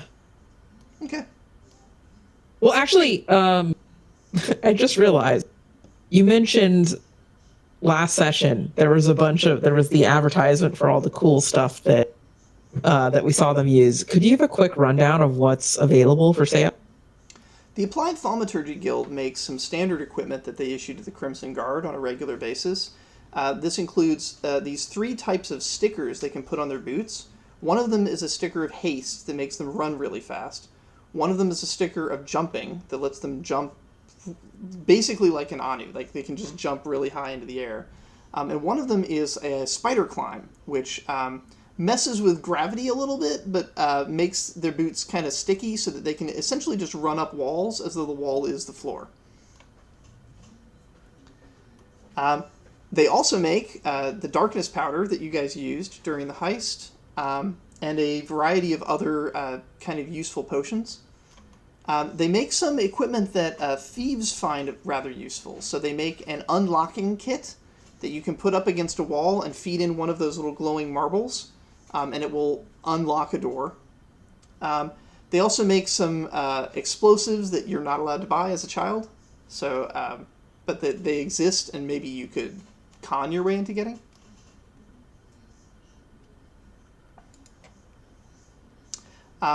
And currently only available to members of the Crimson Guard, they make a shield that can project waves of force, as well as create areas of breathable air for operating underwater, and some other cool effects. How much are these stickers? The stickers are 1 success each. So that could be acquired by rolling a coin and getting a success. You could pay a gem, or you could stack up enough pocket money to turn even a failure into a success, which would be 6 pocket money.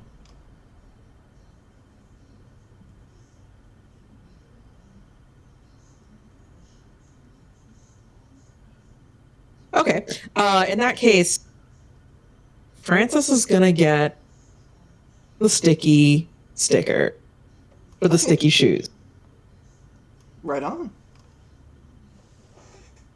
And I think he'll go with a precious gem. So basically, if I pay a precious gem outright, Then no need to roll, it's yours. You have one. cool, I'm going to do that. Operation is pretty simple.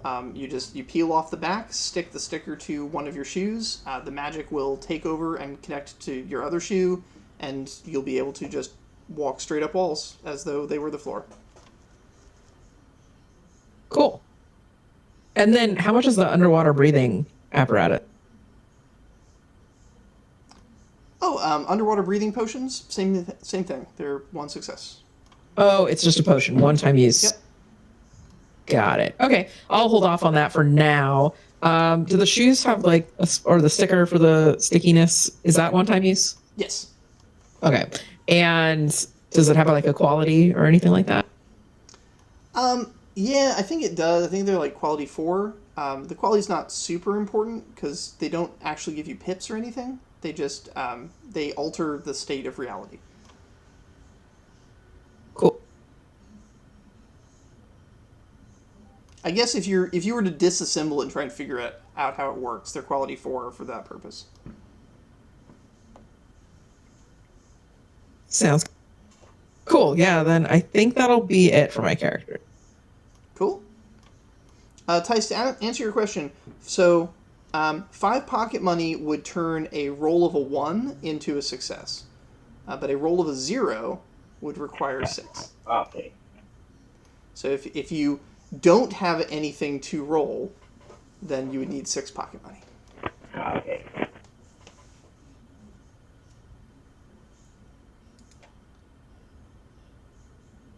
But yeah, if you've got a coin, then you maybe don't necessarily need so much pocket money. You just roll the coin and then add however many pips you need to turn it into a success. You count out your change. Okay, so that was Francis and Henri, right? Correct. Very good. So Tice, did Elros or Kyleel want to do any purchasing today? Elros, now that he's acquired a bit of money, he wants to go to the right guild, and he wants to start putting orders into his hands. I didn't get all of that. There was a lot of noise. Elros wants to start getting a purchase of the beginning patent of his hands, like the magical properties, like so that if someone ever comes up with something, then he did. Oh, you want to patent the okay, I got you. All right, cool. Yeah, so you pay somebody to start filing out the paperwork. How much are you going to pay them? I like.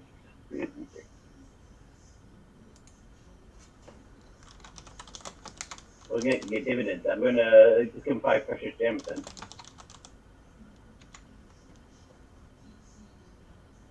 Hey, did you say you're just using gems? Yes, 5 precious gems. 5 precious gems. Okay, cool. So that's 5 automatic successes.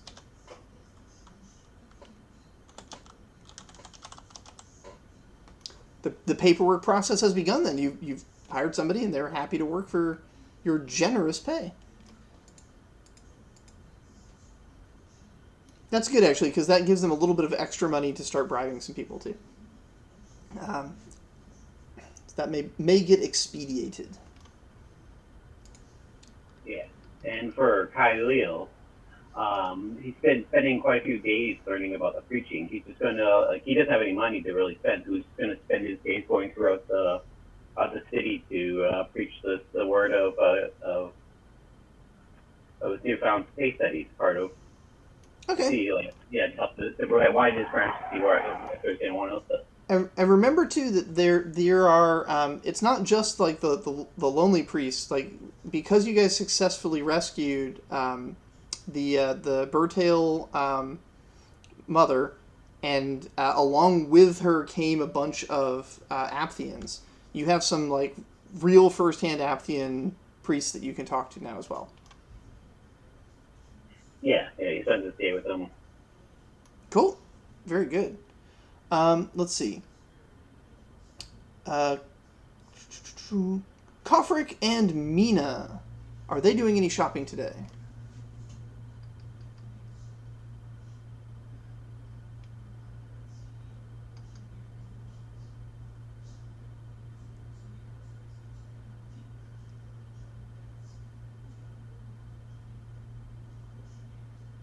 Troy, are you there?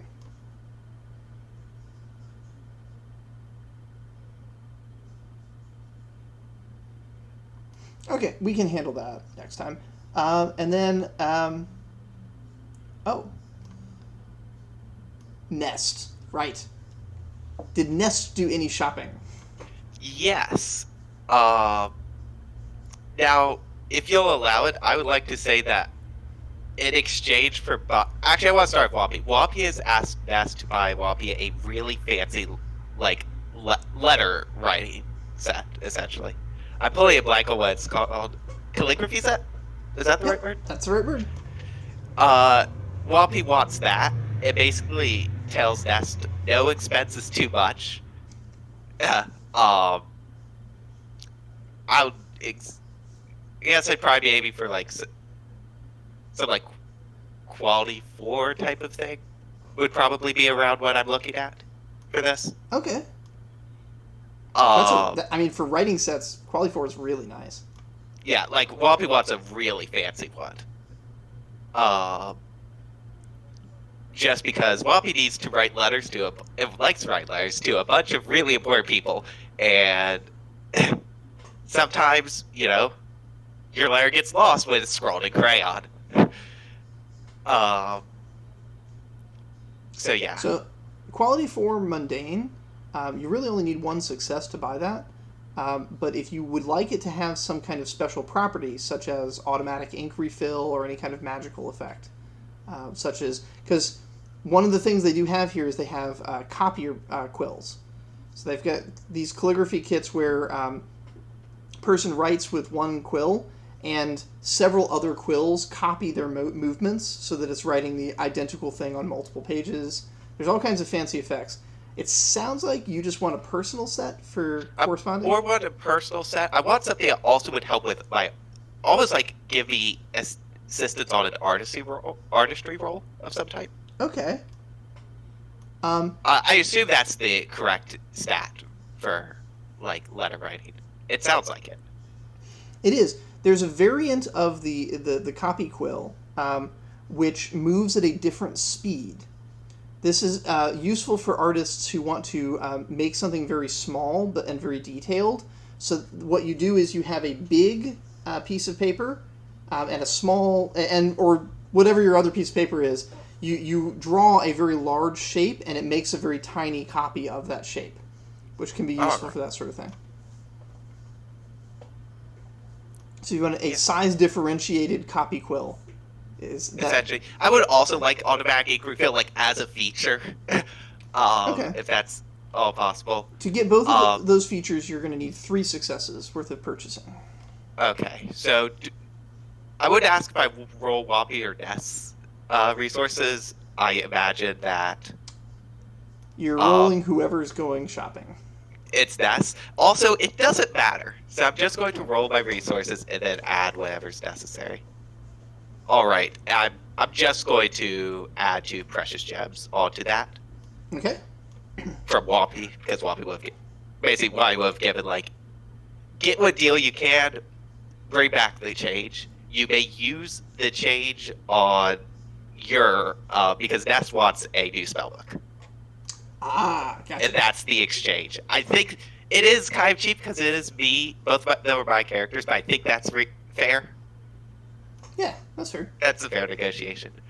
Alright, so Nest wants a new spellbook. Basically just going to go to the same place that she got the original one from. Okay. He has so many customers that he doesn't even recognize you, unfortunately. Yeah.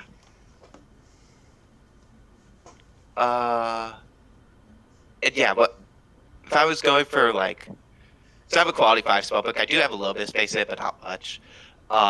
Just a similarly sized spellbook. What would I be needing here? So with spellbooks, the quality is the dice, basically, or the successes. Okay. These are high grade, and they're meant to record and maintain perfect stuff. So yeah. Actually, question. Would you allow me to make a connections roll instead to get somebody's spare spellbook? Yes, I will allow that. I assume can I still add money onto that if I... So you can, but the quality is going to be 1 less than the result that you have because there's going to be pages in which they have put in notes that are encrypted and you can't make use of those pages. Okay. I happen to have exactly enough pocket money to make that 2 successes, and I'm going to say that Whoppy contributes a gem and 2 valuable coins, and just whatever I get, all my valuable coins counts. Okay. All right. I think that's fair. I didn't get anything on my valuable coins, so that is a quality 2 spellbook? 3, right? Oh yeah. Quality 3. So, all right, it's quality 3, but so it's quality 3, but 2 of the pages are of the 6 that it has total are already filled with notes that are encrypted and you don't understand them and can't make use of them.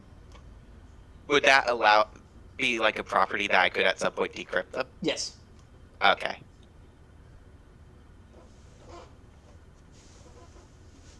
So functionally, it would be a quality 2 spellbook, right? Functionally, but the reason we're putting quality 3 Yeah. is because when you do decrypt them, then you're going to find out what those pages had in them. It's either 2 first circle or 1 second circle spell is in there. It's just encrypted in a way that you don't understand it yet. Okay. So I'll just note that as like a tax on it, I guess. Yeah, you could do that. Just to remind me that there's Or you there. could just put in unidentified spell as a spell that's there. Yeah. All right. And that's all I want. So. Okay. Cool.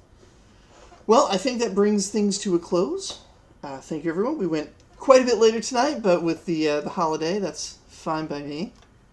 Is there anything anyone wanted to discuss before we close down for the session? Nope. The one thing is about Araxi's interview with that reporter. Yeah. Araxi wants to basically give them the entire scoop, not just of what happened to her in this, but also why Araxi's actually here, rather than the official reason Araxi's here, which is basically Araxi just got taken from her parents and with like a bunch of other Anu and sent here. It basically is just trying to convince this reporter that there's a big bombshell thing. The reporter's, this is career me. The reporter's excited about all this information. They think this is going to make their career. How their editor will feel about it may be another story, but yeah, we'll see. All right. I just want that to be noted that Araxi did that today while recovered. Excellent. All right. If there's nothing else, then I'm going to go ahead and end the recording. And we'll meet up again next week.